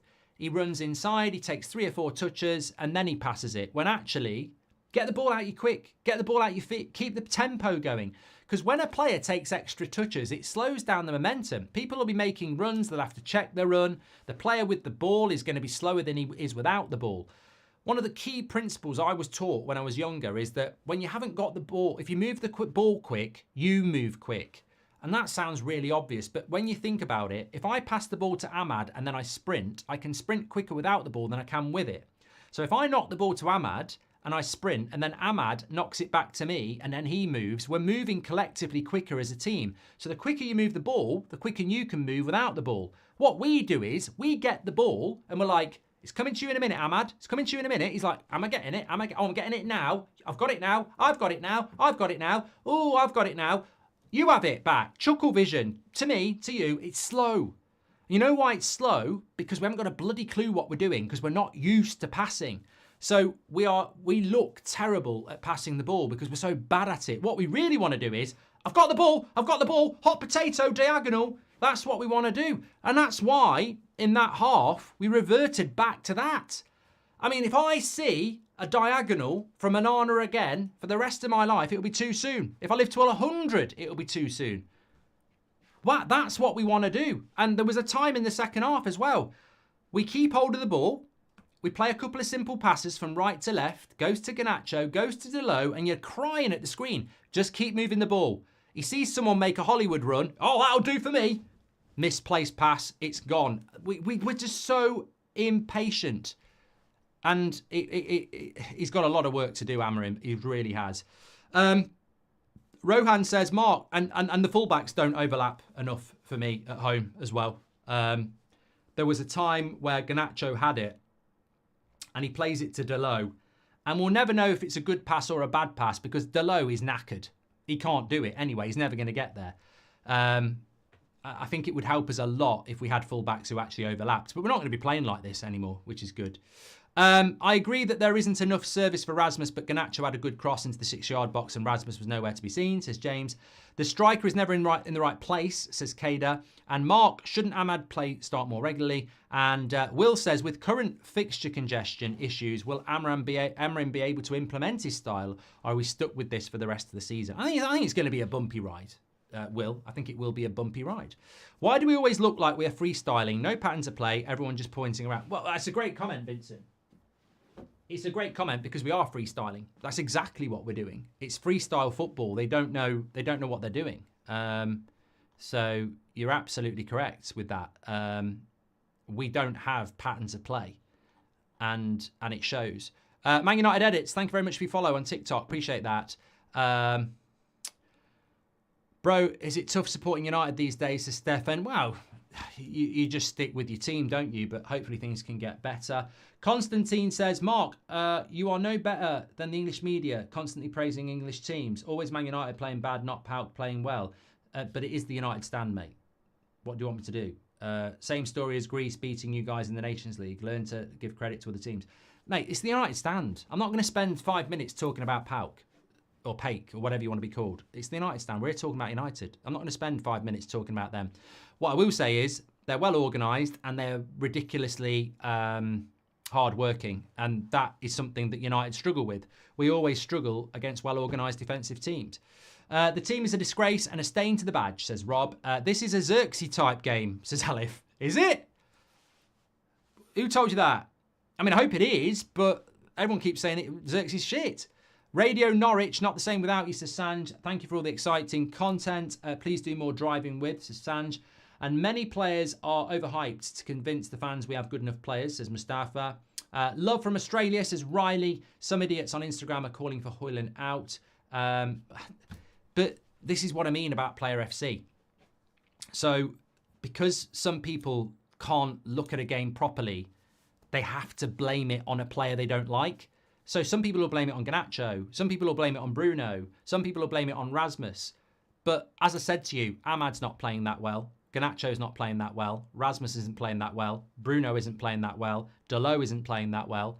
So there's a load of players not playing well, collectively. If it was just one player playing badly, we'd be playing well. And we're not. The whole team is playing badly, offensively. So I don't get why it has to be about one player, because I don't think if you put Gyökeres up front now, we'd be any better. Because we're not playing well as a team. It's not about one player. You can say one player's playing bad, but I would say, well, so's he, so's he, so's he, so he. But this is why we've got problems in the fan base, because some people just run away with their agenda that they have for a player or against a player. There'll be people saying, let's get Rashford on. He'll solve the problems. But he won't, will he? Because he can't do it on his own. He might come on and get a goal because he shoots from 30 yards or it deflects in or somebody plays him in. But he needs other people for him to play well. And I don't think Rashford would have made any difference in that half because we're not playing well. He'd get the ball on the left-hand side. There'd be 3 players against him because they're well organised. And he'd run into traffic and then people would be going, he's finished, he's done. We're not playing well. That's the bottom line. I don't think anybody's going to make a massive amount of difference there. You've probably got to make 3 or 4 subs. You've got to change the whole structure of the team. Now, is he going to do that? No, he'll make 1 sub, won't he? David says, shout out, Mark. Thank you very much. Thanks, Riley, as well. If Eric Ten Hag couldn't do it, how can Amrim do it, says Marcus. And my team playing Rude allergic ball. Good night, says Akil. I can't believe Rude said in the press conference that chance creation for the striker isn't the problem. We haven't created anything for Rasmus today, says Armin. And I bet Ruben knows this lot dislike each other, says Mario. And I really hope Ineos finds funds to let some players go, says B. Gino. Just imagine when Rashford comes on, 0 heart from these players. It's shameful. These players are robbing a living, Mark. Getting schooled at home again, says Sedo. And do we ever score when Rashford ain't on? No threat, says Robert McCormack. Please do championship watch along, says Blanket. And how is PAOK bullying us off the ball? Embarrassing half from the whole team. Amrim has a lot of work to do, says Nigel. I think just going back to the players don't like each other thing, this has been a long-held theory of mine. They don't work for each other. So therefore, professionally, I don't think they like each other. I'm not saying that they don't have a laugh in the dressing room and, you know, they don't go out for a meal or anything. But as professionals, they don't work together. Like, they might be best mates in the dressing room, but they don't fit. They don't work. You know, if one of my best mates is an accountant, I can't go and work with him even though we get on because I'm not an accountant. And these players just don't fit. They don't fit each other. They're not on the same wavelength. That's why we miss so many passes. At the end of the first half, Bruno gets the ball, good pass from Mazraoui, cuts it back to Ahmad. Ahmad steps over it. There's no one behind him. Why is that happening? Bruno's looking at him going, why didn't you shoot? He's let it go for somebody else. Why has he let it go? No one's there. Has somebody shouted? Has Bruno told him to step over it? And this is what I mean. They're just not on the same wavelength. But if that was a Liverpool player cutting it back, you know if Salah leaves it, McAllister's coming in behind and whacking it in. But we do weird things because we're just not on the same wavelength. Thank God we have a coach with a system because the only offensive moves that come are in occasional overlaps, says Cinder. What are your thoughts on Bakayoko from PSV? I've not heard anything about Man United being in for him. You need to apologise to Casemiro at some point, says Emmanuel. I don't need to apologise to anybody. Stop wasting my time. Hoyland missed the easiest header, says Scan. And our wingers are a big problem at United. Don't pass or cross when supposed to press properly and don't track back. I mean, just going back to Emmanuel's super chat. No need to remain stubborn and keep knocking in for pace. Even Pirlo was... What am I apologising to Casemiro for then? I saw Otto just leave him for dead about 5 minutes before the start of the half. Just skip past him. I don't think Casemiro's had a bad half, but he's misplaced passes himself and he's been skinned a couple of times. So let's not pretend he's playing like prime Kante. He's been average. So I don't think I need to apologise to... I'm not apologising to anybody for having an opinion. I think he's too slow. I think he's too slow to play at the levels we want to go. But at the moment, you know, what else is there? And you could argue he's had a better half than Agate, so he deserves his place in the team. But I don't think he's a solution. I don't think we're going to get the Casemiro back we got in the first season. If we do, I'll admit I was wrong. These players just can't play good football. They're boring, says David. And Scholesy looks miserable with those women on the halftime analysis on TNT. Is he being punished or something? Well, Rasmus is coming out for the second half. Delo, the back four, is out. Just trying to see if we're making any subs here. Anthony's not coming on. Casemiro comes out. Bruno obviously comes out. Anana. Ahmad. Agate. Garnacho. So no sub at half time, which is surprising, actually.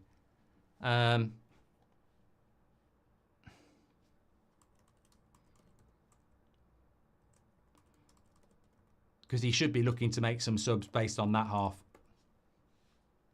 It wasn't good. Thanks everyone who's tuning in. Make sure you subscribe, bottom right-hand corner. We're on the road to 2 million on YouTube, so click and subscribe. And if you're on TikTok, like Sue says, opinion on Garnacho. Straubs has given us a follow there. Give us a follow on TikTok if you're watching as well. Opinions on Garnacho. Pretty much the same as Bruno. Pretty much the same as Rasmus. Pretty much the same as everybody else. Delo. I would expect a better. But as I said, he couldn't complain if he was. You couldn't complain if he was taken off, but neither could Bruno, neither could Delo. So he's not the only one who's not had the best half. Skank says Hoyland and Garnacho not been good so far. You can't complain. Rash says you can't complain about agenda, especially after your witch hunt against McTominay. I didn't have a witch hunter against Scott McTominay, mate. So stop wasting my time with lies. I don't mind proper intelligence conversation, but I seem to remember this time last year when we were 1-0 down against Brentford and Scott McTominay scored 2 goals and I celebrated like mad. Everyone told me I was embarrassing. So what agenda have I got? I don't have an agenda against players. I have players that I don't think are good enough, but if they score goals, I give them praise. That's not an agenda. Agenda is the inability to praise people who deserve to be praised. I will praise players that I don't think are good enough when they do well and hope that they can do it consistently. But I'm glad we sold Scott McTominay. I don't think we missed him at all. But when he played well and he scored goals, I gave him man of the match loads of times. So you need to go and understand what an agenda is, mate, because it's definitely not an agenda. Switching to player for FC style is atrocious, even if Rude's steering the wheel. We're just a garbage at creating chances, says Terminate. Why can't we play short, accurate, patient passes, says DeWald. Thank you very much for that. Liam says, we're so slow and predictable. We've struggled with a low block for years. Very, very true, Liam. Thanks for your super chat. Lindelof and Evans have conceded there were less goals of centre-backs, says Tom. Well, the only positive for us is that PAOK don't look like they could score a goal. Can you wish my boyfriend Lewis a happy birthday, please, says Hidden Empire. Happy birthday to Lewis. Let's get the youth on and bring some energy, says Who to Blame. Or let's bring the youth on and burn them in front of 75,000 fans. That's the balance, isn't it? Aaron says, cheers, Mark. Love from your second home, Dublin. Ah, lovely place. Lovely place. Let's see if we can pass the ball a bit better now. Well done, Mazraoui. Switch it. Lovely ball. Lovely ball. Right, here we go. Hold it up, Garnacho, and then play it into Delo. There we go. Delo. Ah. Oh. And there we go again. We get the ball right. We get the overlap right. He tries to play Bruno in, and it's either brilliant defending or a bad pass. But that's perfect. Perfect ball. Perfect to Garnacho. Cut back to Bruno. Is the pass on? To be fair, I don't think he's... Well, no, I think he could have made the pass, actually. It didn't look like it was on, but I think it was. Mazraoui. Mazraoui's passing's good. Here's Casemiro.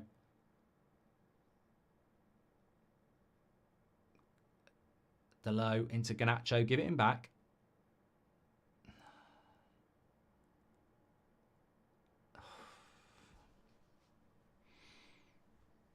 Good. Mazraoui again. Another good pass. Here's Garnacho up against his player. Corner ball.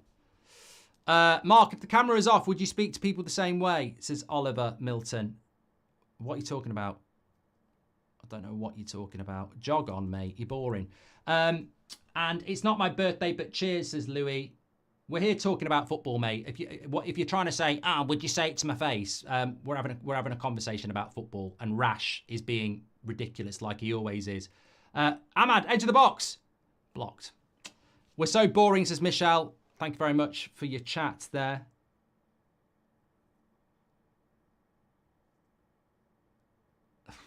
Slightly better second half so far. Can we keep it going? Obviously, there's been a bit of something going on in the dressing room. That's for obvious consumption. Mazraoui's pass. I tell you what, Mazraoui again for me is probably the best player on the pitch. Here's Ahmad. He's got a pass. You see that? I don't like that. I do not like that. I don't like that from Ahmad at all. What is that? That's not going to wash for Amorim. Cutting inside and shooting from 30 yards. What is that? I like Ahmad, but what's that? If Garnacho did it, I'd say the same thing. What is that? Why are we cutting inside and shooting from 30 yards? And that's the mentality Amorim's got to change. It's there in the team. This inability to think about the team and this overriding desire to do something that's spectacular that's never going to work. It's so frustrating. And that could be, lovely ball by Agate, that could be the thing that now stops the flow because somebody's gone and been selfish. Delo, that's a good ball into Garnacho. Go on, give it back, give it back. Just keep rotating the ball. Bruno. Dinks cross. Ahmad. Goal! Yes! Ahmad! Get in! Lovely header from the Bruno cross. United! United! United! Ahmad with the goal. We started off the second half a lot better. The passing has been better. And it's Bruno with the assist. Lofts it over to the back post. Ahmad really can't get hold of it, so tries to just head it back towards the back post, and it actually finds its way in. Although the referee is looking at it, and there might be issues here because there might be an offside or something. He's kissing the badge, Ahmad, but you might not be scoring, mate. I want to see this. Good build-up play again. Garnacho into Bruno. He's well onside. He's well onside. So what else? Nothing wrong with that. You're having a laugh. There's nothing wrong with that. That's a goal. Nothing wrong with it. Get in.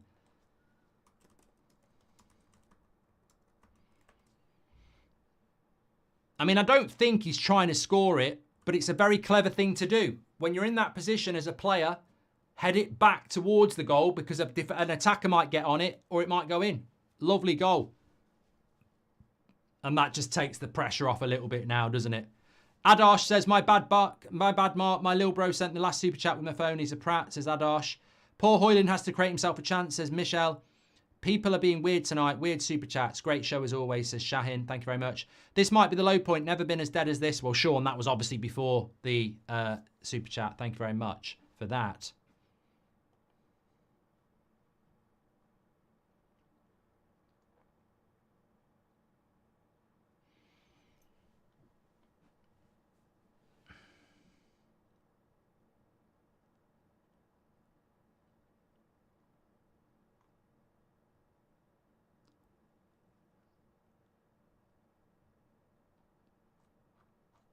Hey, give Bruno some credit. I've got a poll here, actually. It's been going on for ages. Will United... Oh, here we go.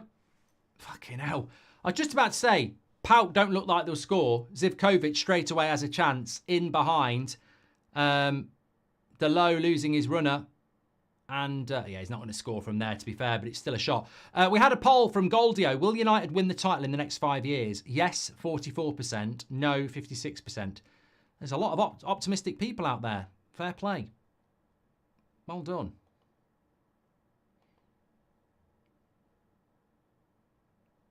I like the optimism.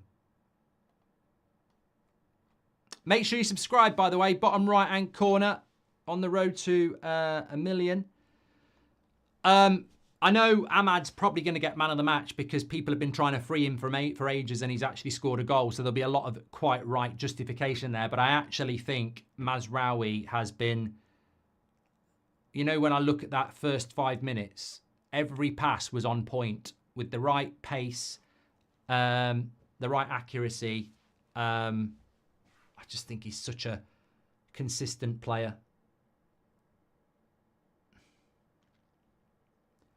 "36 months with United stands," says Floyd. "As a member, you're a legend. Get in and come on United." And Cooper says, "This is my first super chat. Love United and I love the channel." Thanks, Cooper. Well, we could be on our way to our first win in the Europa League here. Martinez is warming up at the moment. Florian says, "That's what a cross can do. We need to put more crosses into the box." And Gavin says, "I'm worried that if Yoro does really well, he might take a transfer offer in the summer because of the negative environment." Well, we'd have to agree to that, Gavin. It's not just going to happen, is it? Gerald, thanks for the follow on TikTok, and AEK Flame as well. Rashford's warming up as well. It'd be nice if Rashford could come on and play well and get a goal, you know. They'll ease up and concede. I've seen it before, says Jide. But the thing is, whatever was said at half-time, they've taken notice. And again, another good pass from Mazraoui. They've taken notice because everybody's looking after the ball better, apart from Ahmad, who's just passed it to one of them. Booking Agate there.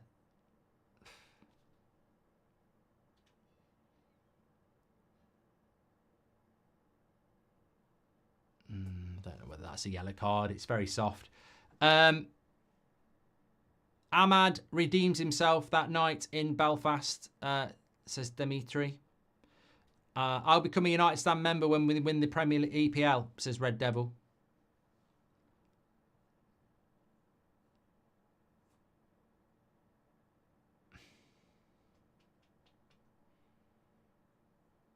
Mazraoui's player of the season so far, says Gotaras.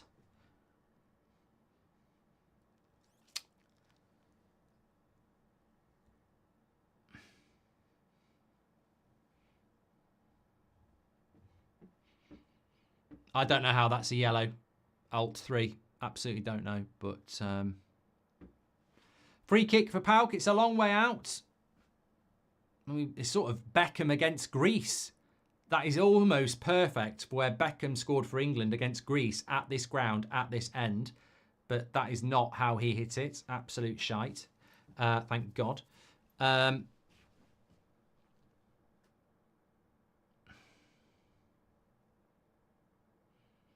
yellow card here for a PAOK player. Didn't see what he did. They've been very physical.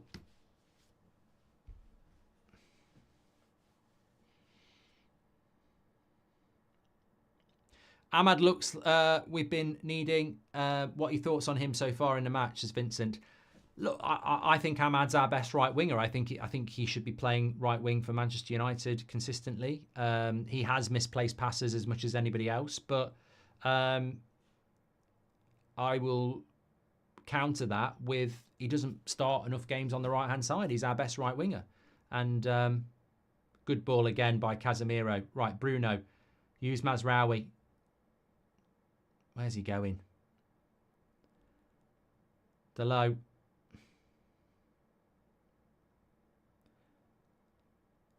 Ahmad. I don't know where Delo was going there. I don't think it was the right ball. How would you build your ideal player from all the players in the squad? Take one person's shooting, another person's pace, composure, says it's Dave, innit? I'd rather do it around the world. It's very difficult to do it with Man United. I mean, I'd take Mazraoui's consistency. Here's Bruno. Go on, Garnacho. Needs some help. Lays it off. Delo. Fucking hell. Well, I wouldn't take Delo's shooting, that's for sure.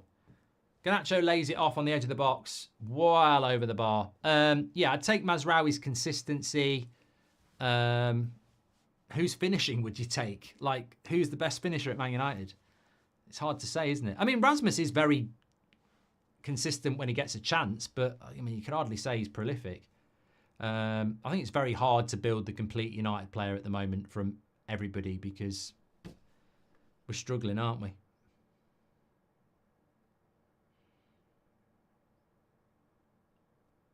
Ben G's given us a super chat. His first super chat. Love the content. Thank you very much.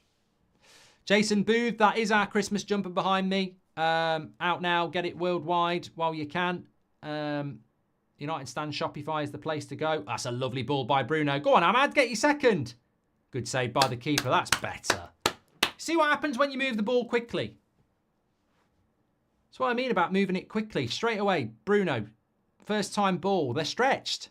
You can't deal with that. We spoke about this at half time. If you move the ball quickly, defences get stretched, chances happen. Keeper got lucky there as well.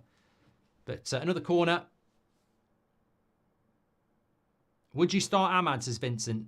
I don't see anybody better than him on our right wing. Obviously, we're about to move to a new system under Amorim, but he is the best right winger we've got. Bruno with the cross. Casemiro with the header. Still in there. Delo. Bruno. Terrible. Cleared.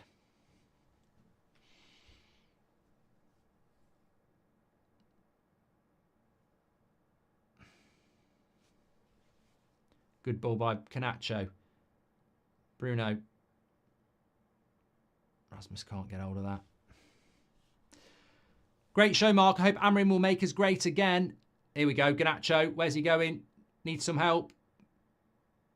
Penalty. That's a penalty. That's a bloody... Mate, that's a penalty. I can't believe he hasn't given that. That's a stone waller. Watch this. Well, they're not going to give it, but how is Garnacho meant to shoot when his shooting foot gets blocked by the player? Come on. I mean, they're not going to give it, but when you think about it technically, what is Garnacho supposed to do? Bruno. Oh, fucking hell. Yes, Vincent, I would start Ahmad, yeah. The win here is if we complete this game with 0 injuries, says Eno. Thank you very much. You know what? It probably isn't a penalty when you look at it. I'd go mad if we conceded it. But my point is, it's one of those where you're sort of... greedy from fucking Bruno again. Look at that. Greedy. Greedy. Greedy. Greedy. Look how greedy he is here. There's so many passes on. And oh, now I've got to shoot from fucking nowhere. Get rid of that greediness. See, this is what happens. We start playing well and then some selfish player comes to the fore and goes, no, I'm going to shoot. Yeah, I don't think it is a penalty. Martinez is coming on. But it's one of those where you're victimised for doing nothing wrong. So Garnacho cuts inside. He's going to shoot. And then he can't shoot because the leg of the PAOK player is in the way. Accidentally. So he doesn't get the shot off because of that player, but they're never going to give a penalty because it was accidental, to be fair. Bruno needs a reality check and he should be on the bench, says Amit. There ain't no way he's getting benched, is he? You know, Mason Mount's on the bench. He should be coming off, but it won't happen. Eriksen's on the bench. Here we go. Hollywood ball.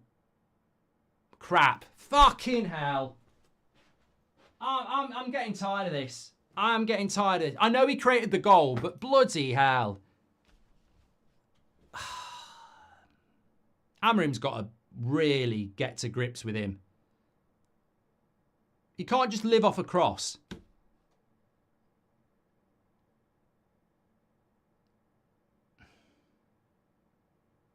Ray says, show a pair rude and sub Bruno with Eriksen or Mount. I think he'll be taking Garnacho off and Johnny Evans, to be honest, because Rashford and Martinez are going to come on.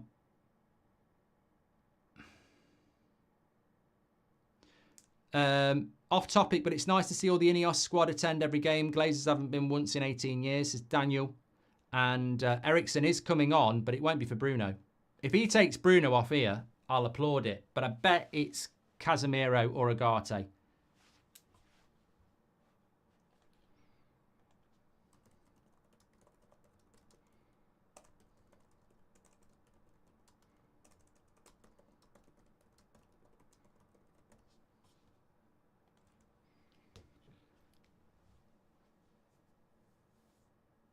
Joshua says, you must love your job more than your wife and kids. Don't know how you have the stamina for these players every week. Get Amorim to work now. Well, I clearly don't. I don't love my job more than my wife and kids. It's a job, isn't it? But I think anybody who supports their team watches every game, don't they? That's what people do. WP says Mazraoui is amazing. I predict Garnacho, Casemiro and Johnny Evans coming off.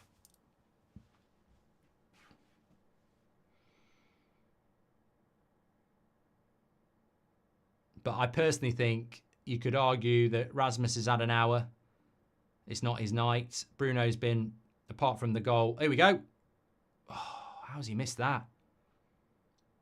I tell you what, Rasmus is looking at that going, I wish I could have a chance like that. He's completely unmarked. I'd score this. You'd score. I mean, how do you miss that? How do you miss that? That is incredible. That is an incredible miss. Unmarked. Dead centre. What a miss. What a miss. Garnacho comes off for Rashford.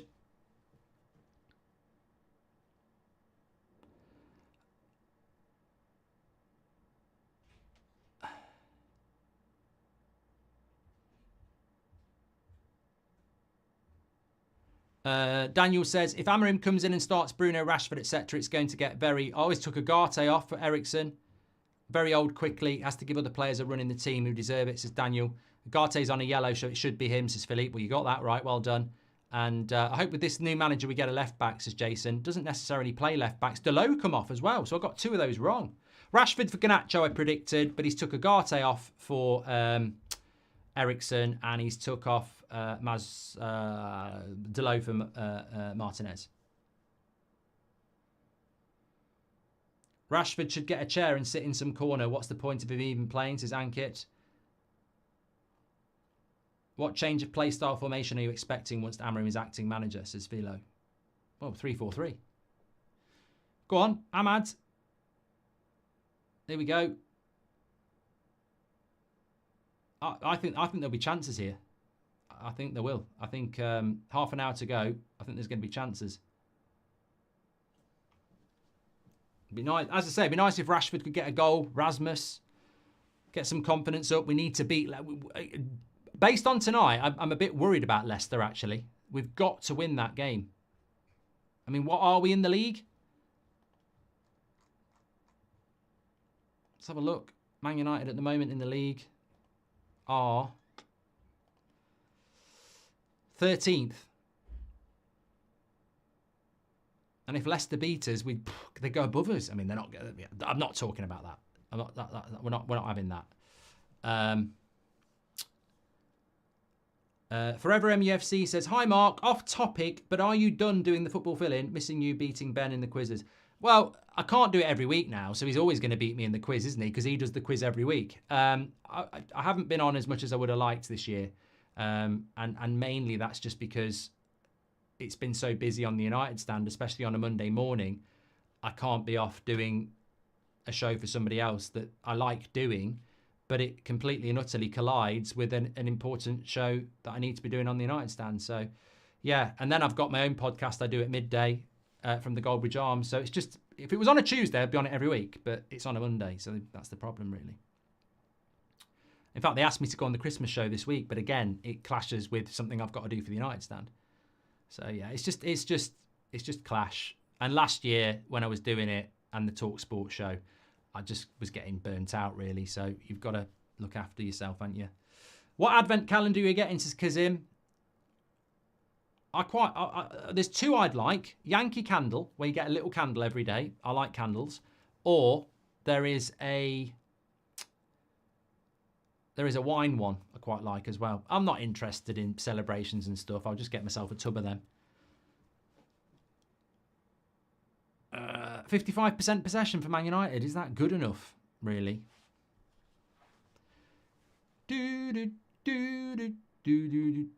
What change of play? I've done that one from Amarim. Such positivity from Garnacho and Ahmad. Let's put Mr. Doom and Gloom on, for fuck's sake, says Jam Sandwich. I think he's talking about Rashford. Well, let's hope Rashford gets a bit of the ball, because we've been going down the right-hand side a lot. And you know why we've been going down the right-hand side a lot? Because Mazraoui's reliable. So we've been going down the right-hand side.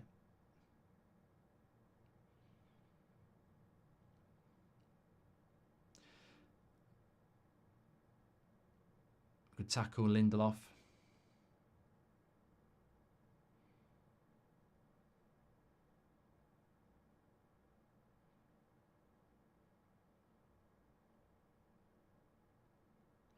Colin Bolgers just gifted a membership. Thanks, Colin. Do you think Mason Mount will come on? Well, we've got Bruno Fernandes has got to be subbed off first.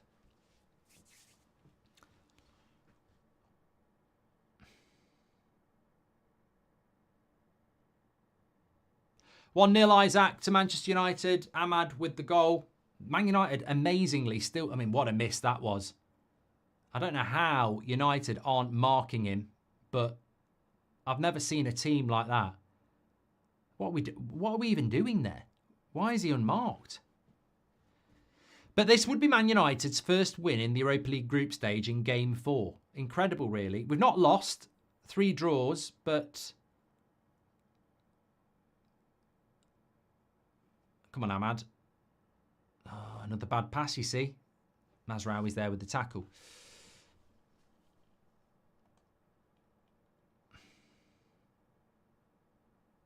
You see, when I look at the bad passing, that is something that we can improve on because it's so basic. It's just carelessness. They're not difficult passes that they're not making. They're like 5-yard passes. That can get better. Here's Rashford, first real touch of the ball. Wish Bruno would learn he isn't invincible. He needs to learn composure. I love the show as always, says Noah. Thank you very much for your super chat, Noah. Thank you, Mark, for your daily entertainment, both here and on the United stand. Much love. This is the United stand, Edward. I think you meant that's football, but the point remains. Thank you.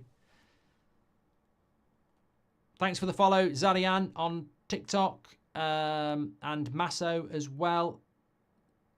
Tis Yourself says, did you like Dublin? I loved it. I lived there for 3 years. PAOK on the attack here. I mean, that's a point. We will get to the points in the next sort of 10 minutes where we will naturally. It's been a very Ten Hag performance for me. Again, I said this after the Chelsea game. People forget that we played quite well for some Ten Hag games this season, and we also played badly in a lot of those games. But I wouldn't be surprised, like Ten Hag, if we saw a defensive substitution, because Ruud will be thinking, probably quite rightly, about the result. So I would imagine if we don't get a goal in the next sort of 10 minutes, he will probably make a defensive substitution to hold on to what we've got. You can do your player ratings, by the way. It might be a little bit early yet, but mark every player out of 10, 6 being the average. Links in the description for that.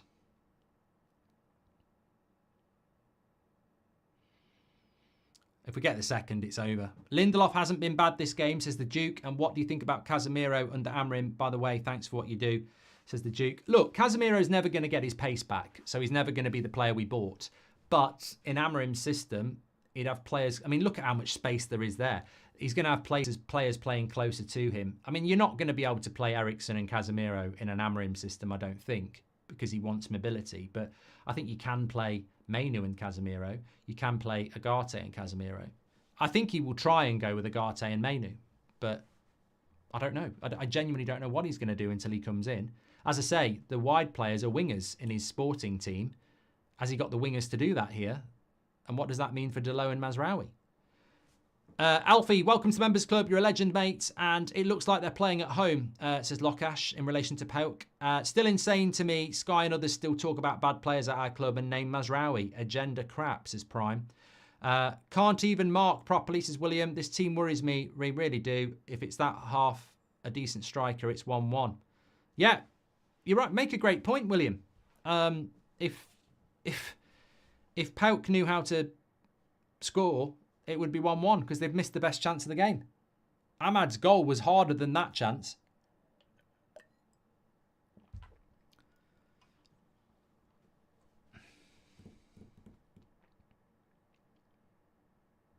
Sam says, is it just my stats page messing up, or has Rasmus only had 6 passes in the entire game?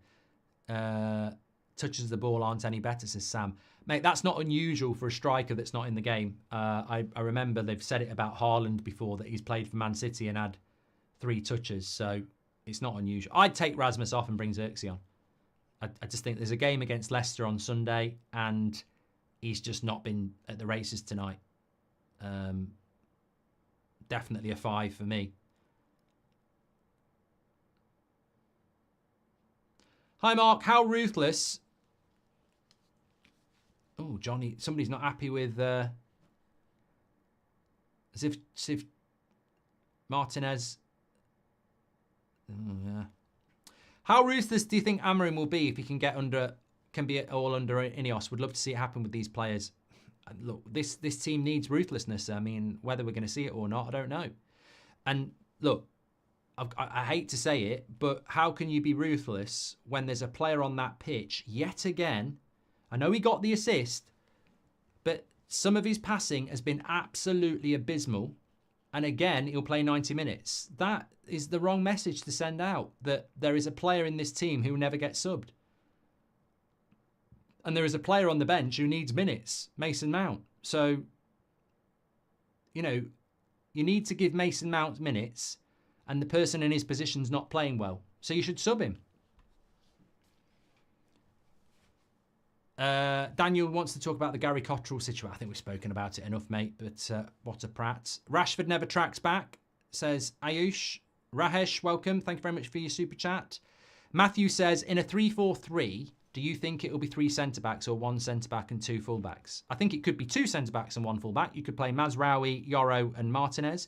You could play Mazraoui, De Ligt and Martinez. You could play Delo, Yoro and De Ligt. So I wouldn't be surprised if we saw Mazraoui in the 3, because I think he'd be very good in it.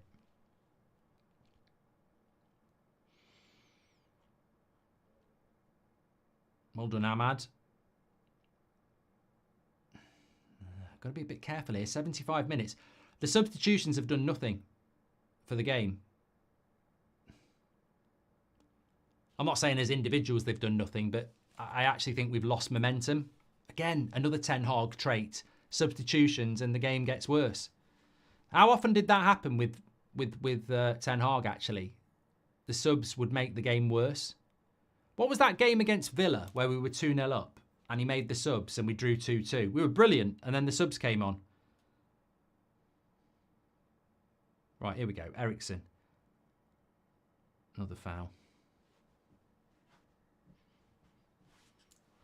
Howder says, one rule in football you'd like to get rid of and one you feel is missing. I can't do these, Howder. I'm tired watching a game of football that's been a hard watch. My brain's not going to start thinking about solving football, I'm afraid.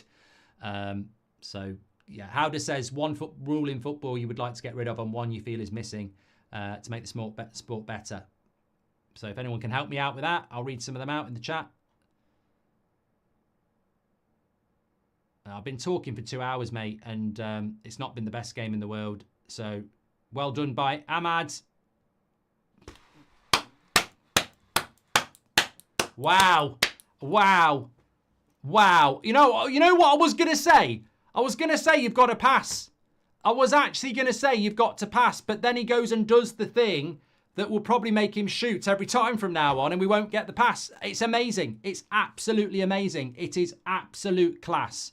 Class by Ahmad. You knew from the moment he hit it, it was going in. It's got curl, it's got power. And it's funny, actually. You see Rasmus walking away. He's happy, but he'll be thinking, you know, could he have slipped me in? Look, watch Ahmad here and watch Rasmus. When he wins it, no, he couldn't have played him in. He couldn't have played him in. He's right to shoot. There's not a pass on there. You're close enough.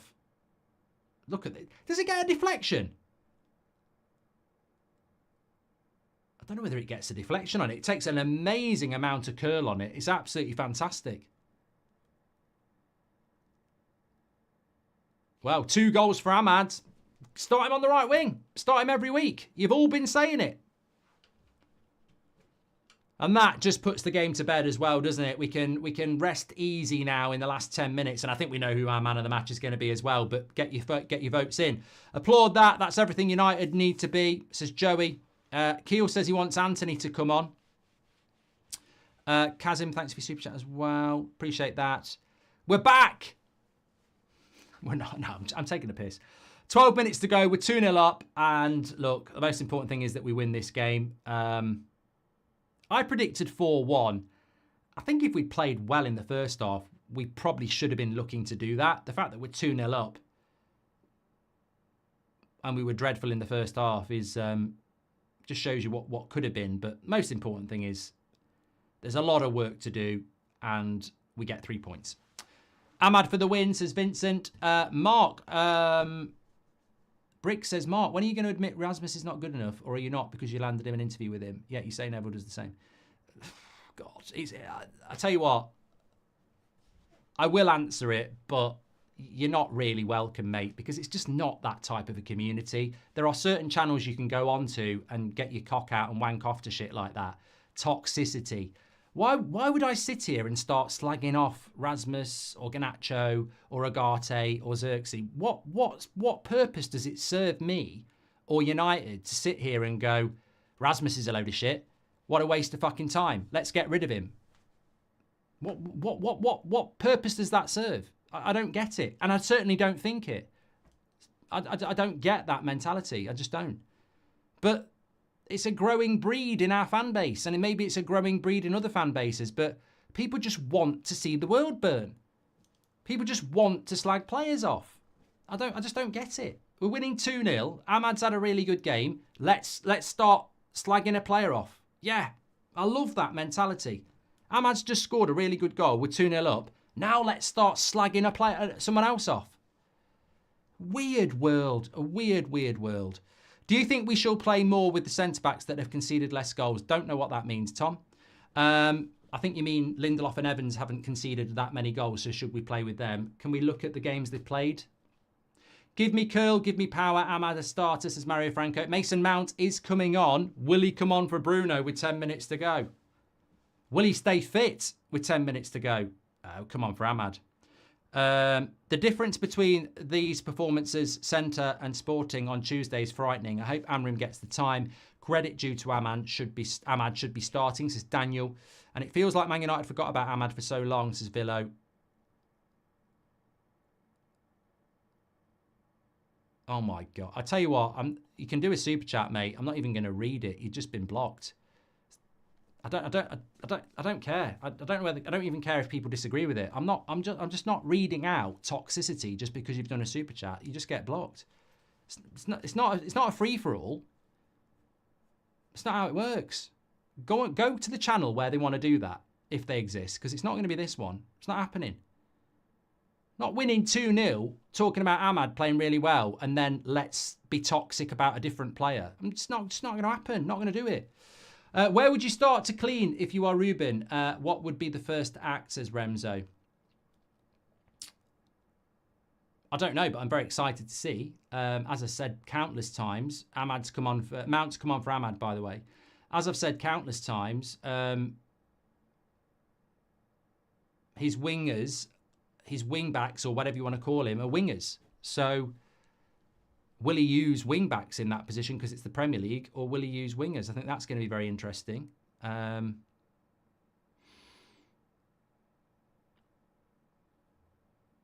It's just so hard to predict what's going to happen. I mean, many people will automatically go to people like Garnacho and Rashford and Bruno and Ahmad and go, how are they going to fit in the team? But I also look at Delo. You know, will he play with 3 centre-backs? Will he use full-backs there?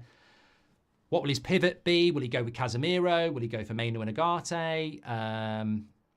Who will the 2 be behind the striker? I think, you know, there's just so much that's it's going to be really interesting to see. But good play by Mount into Mazraoui. Oh, I thought, you know what? One person I thought was going to put a pinpoint cross in there.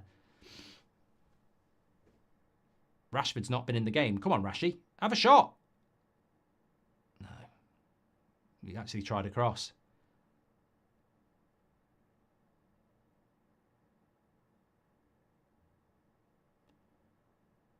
If he switches that, oh, I'll tell you what, there was that's just footballing IQ, because they could have had a one-on-one there.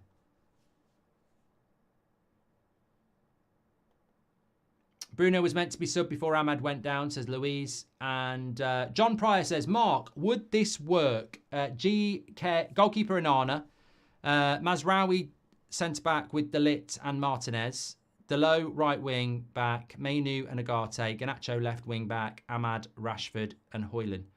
But mate, it could work, John, but it's never going to happen because you've dropped Bruno. Richard Robinson, welcome to the Members Club. Thank you very much. Mank Two Wheeler says, can you give a shout out to my nephew Dan, who is at Old Trafford watching his first game? Well, I hope he's enjoying it, Mank. It's always great to win your first game. I was so happy United beat Brentford when I took Seb. Shout out to your nephew Dan. Do you think we should play more with the centre-backs that have done that from Tom? Thank you very much. Appreciate that. Thanks for your super chats. Don't forget to do your player ratings as well. Links in the description. Saf, thanks for the follow on TikTok. Daniel as well.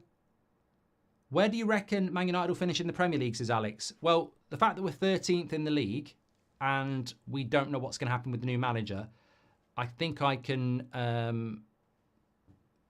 think it's fair for me to say that it's very difficult to predict where Man United are going to finish in the league. I don't know. We'll have to just wait and see how the first month goes under Amorim. But I don't see us in the top 5 this year. I don't think we're good enough. And I also think that the gap to 5th place is bigger than you think. Some people will say it's only 6 points.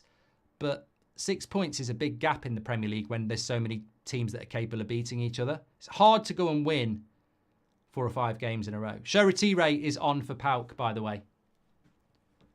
Casemiro has just been booked.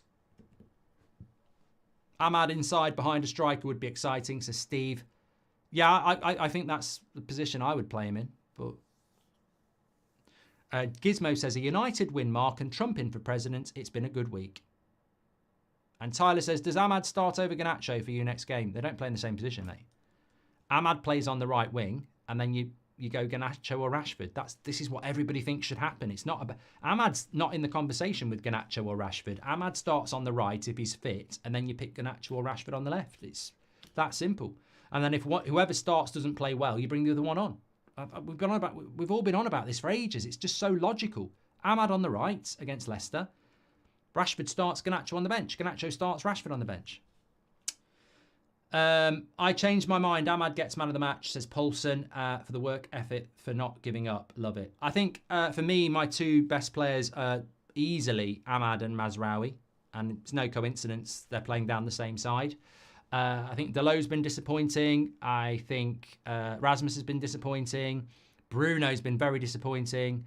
I don't think Garnacho was as bad as people think. I don't think it was like 4. I'd say probably 5, maybe 5.5.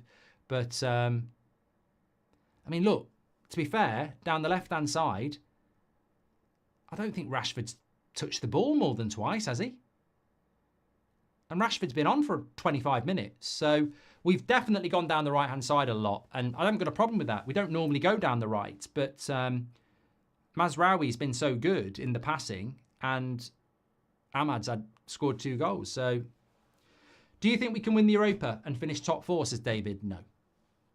Steve Woodley says Ahmad inside behind a striker would be... Ahmad inside behind a striker would be exciting. Steve, that...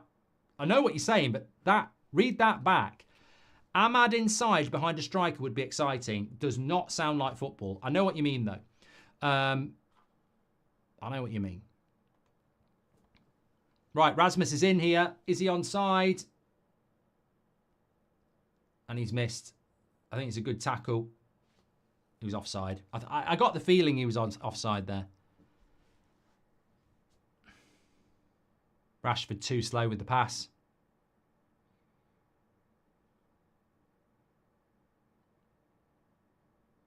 Good defending, to be fair, but he's offside anyway, isn't he? There's no point sort of talking about it. Yeah, get your player ratings in. Well, look, I want to applaud all of you lot. You've all been saying for a long time, Ahmad should start. Ahmad should start. Free Ahmad. It's been going on since January. And you're absolutely correct. He's been fantastic tonight. And he should be starting on the right wing. I think the thing is, though, we've all been consistent about it. Whether Garnacho's on the right or Rashford's on the right, we're all like, this don't work. Here's Mount. Oh, he tried to play Rashford in. Here's Casemiro, Bruno. And Rashford's not on the same wavelength.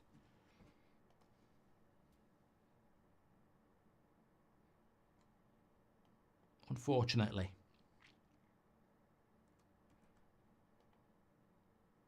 Make sure you subscribe, by the way. Bottom right-hand corner to do it. We are on the road to 2 million, and you're all very, very welcome, of course.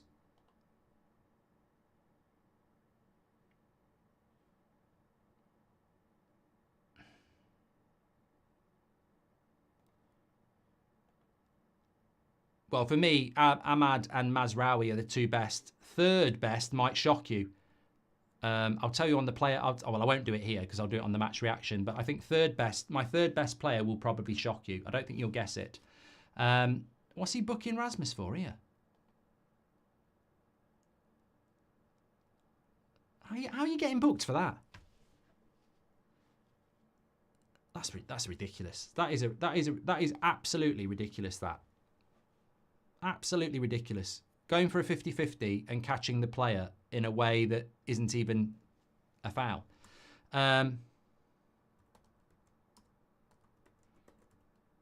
Masterclass. For me, that's what we're going to go with the title.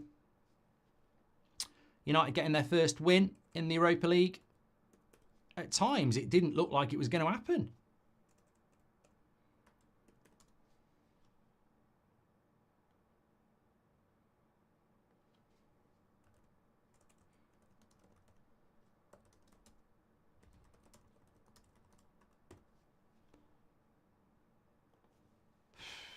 Yeah, links in the video description for player ratings. Yeah, I think you'll be shocked who I go for as the 3rd best player. I'll tell you on match reaction, but I'm just trying to think if I actually am going to go with that person, but I think I am. I think I am.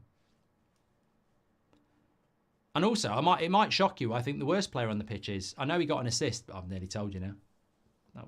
That's Pratt. Here he is, though. We've got to score from here. And Rashford misses. To be fair, Bruno didn't do anything wrong there. I can't argue with that.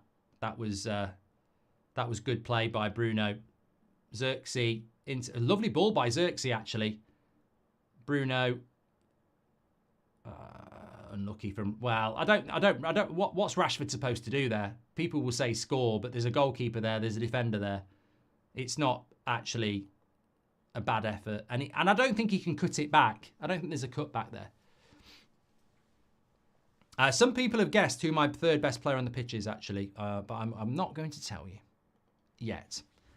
Yeah, good ball by Xerxes. Let's bombard the forum with... What? I don't know what that is, Gavin. We need to cash in on...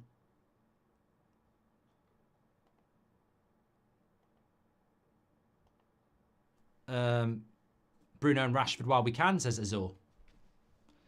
And it's 3:17 a.m. in India. Can't believe I'm up for this game, but you should, by the way, you should consider doing a 5-6 city tour in India. You'll enjoy it. What is that? 5 or 6 city tour in India. Oh, yeah. Hi, Mark. Great show. If Mount gets another long-term injury, it will be time to try and move him on in the summer, says Ender. Well, this is the thing with Mason Mount, isn't it? How long can he stay fit? Because he does... look, he runs around. He's a very intense player. Now, he's either got a problem or he hasn't. I mean, look, I'd already say he's had too many injuries, but he can't get injured again. He's got to stay fit till at least Christmas now. Inquisition says, I took my little bro to his first game against Brentford last season. Beautiful experience and a crazy last-minute win. Yeah, McTominay. Scooby-Doo. Hoyland, poor, not in the right areas, says Farhan. Toxicity out, back the players, back the club. Lots of love from Melbourne, Alex.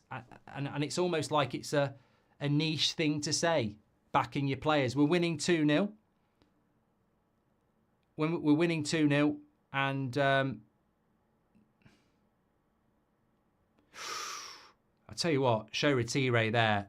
No wonder Casemiro's had a go at him, because it's a terrible tackle, really. And Casemiro is right to go there because he's followed through. I know he's a kid, and I'm sure he's just tried to stamp his authority there, but it was a bit of a wild tackle. Yeah, Alex is right. It amazes me. We're winning 2-0. There's a lot to be positive about in relation to Ahmad, and people want to see the world burn, slagging off players. I don't get that. I don't get it. I understand. Look, I've been there. I've seen United get beat in COVID by Spurs, and I've seen Harry Maguire pull Luke Shaw off so that Spurs can score. I've seen chaos defending. I've seen pink boots. You know, I've seen it. But I think when we win, I don't understand why there is this growing trend to, right, well, he did all right, but I'm not going to talk about that because I want to fucking burn him. It's weird. There is no natural connection or patterns between Bruno and Rasmus. Too many long shots and bad runs from them. Really hope Amarin can fix this, says Daniel. Thank you very much for that, Daniel. I think too many of you are talking too negatively. We've won 2-0. This is not going to be our manager. We've just got one more game where we've got to do it against Leicester, and then the real journey starts. I think too many people want to be too negative, in my opinion. Mark, make United great again. Jokeres in the summer, says Louis. And at least Ahmad will start the next game, says Tristan. Nice positive display from Ahmad, says Stephen. Could easily have got the hump from being benched lately. Refreshing to see, says Stephen. Ahmad, surely man of the match. Thanks for being a bright light to my life, says LME. Thank you very much for joining us and being a bright life in mine. He should have smashed it near corner. It ain't that hard. He ain't smart enough, says Mohammed about Rashford. I've been subscribed since 2018, says Alex, and I love it. Ender says, great show. If Mount gets another... We've done that one, haven't we, from Ender? Thank you very much. The game is over, by the way. Manchester United win 2-0. They had the camera on Bruno there. I'd be very interested to get your thoughts on Bruno, actually. He could have had an assist for Rashford at the end. He did get an assist for the goal for Ahmad, the first one. But if you stay on the pitch for 90 minutes in a game like that, you are going to make some good passes. I'm not blinded by that. I think the majority of what he did was terrible. And there was some good bits. But he stays on the pitch and the ball goes to him a lot. So he's not going to get it wrong every time. But I would say 30% of his game was good, 70% of it was really, really bad. And that's the balance. It's not, I'm not saying everything he did was bad. There were some good bits, but I think the bad bits outweighed the good bits again. And that's been the story for the last 11 months. It's got to change. Amorim's, look, this player is our captain, is our playmaker, and it's got to be better. It has to be better. Thanks, everyone. We're going over to the match reaction now. I'm going to shock you with my third favourite player today, but get your player ratings in, and I will see you over there in a minute. Take care.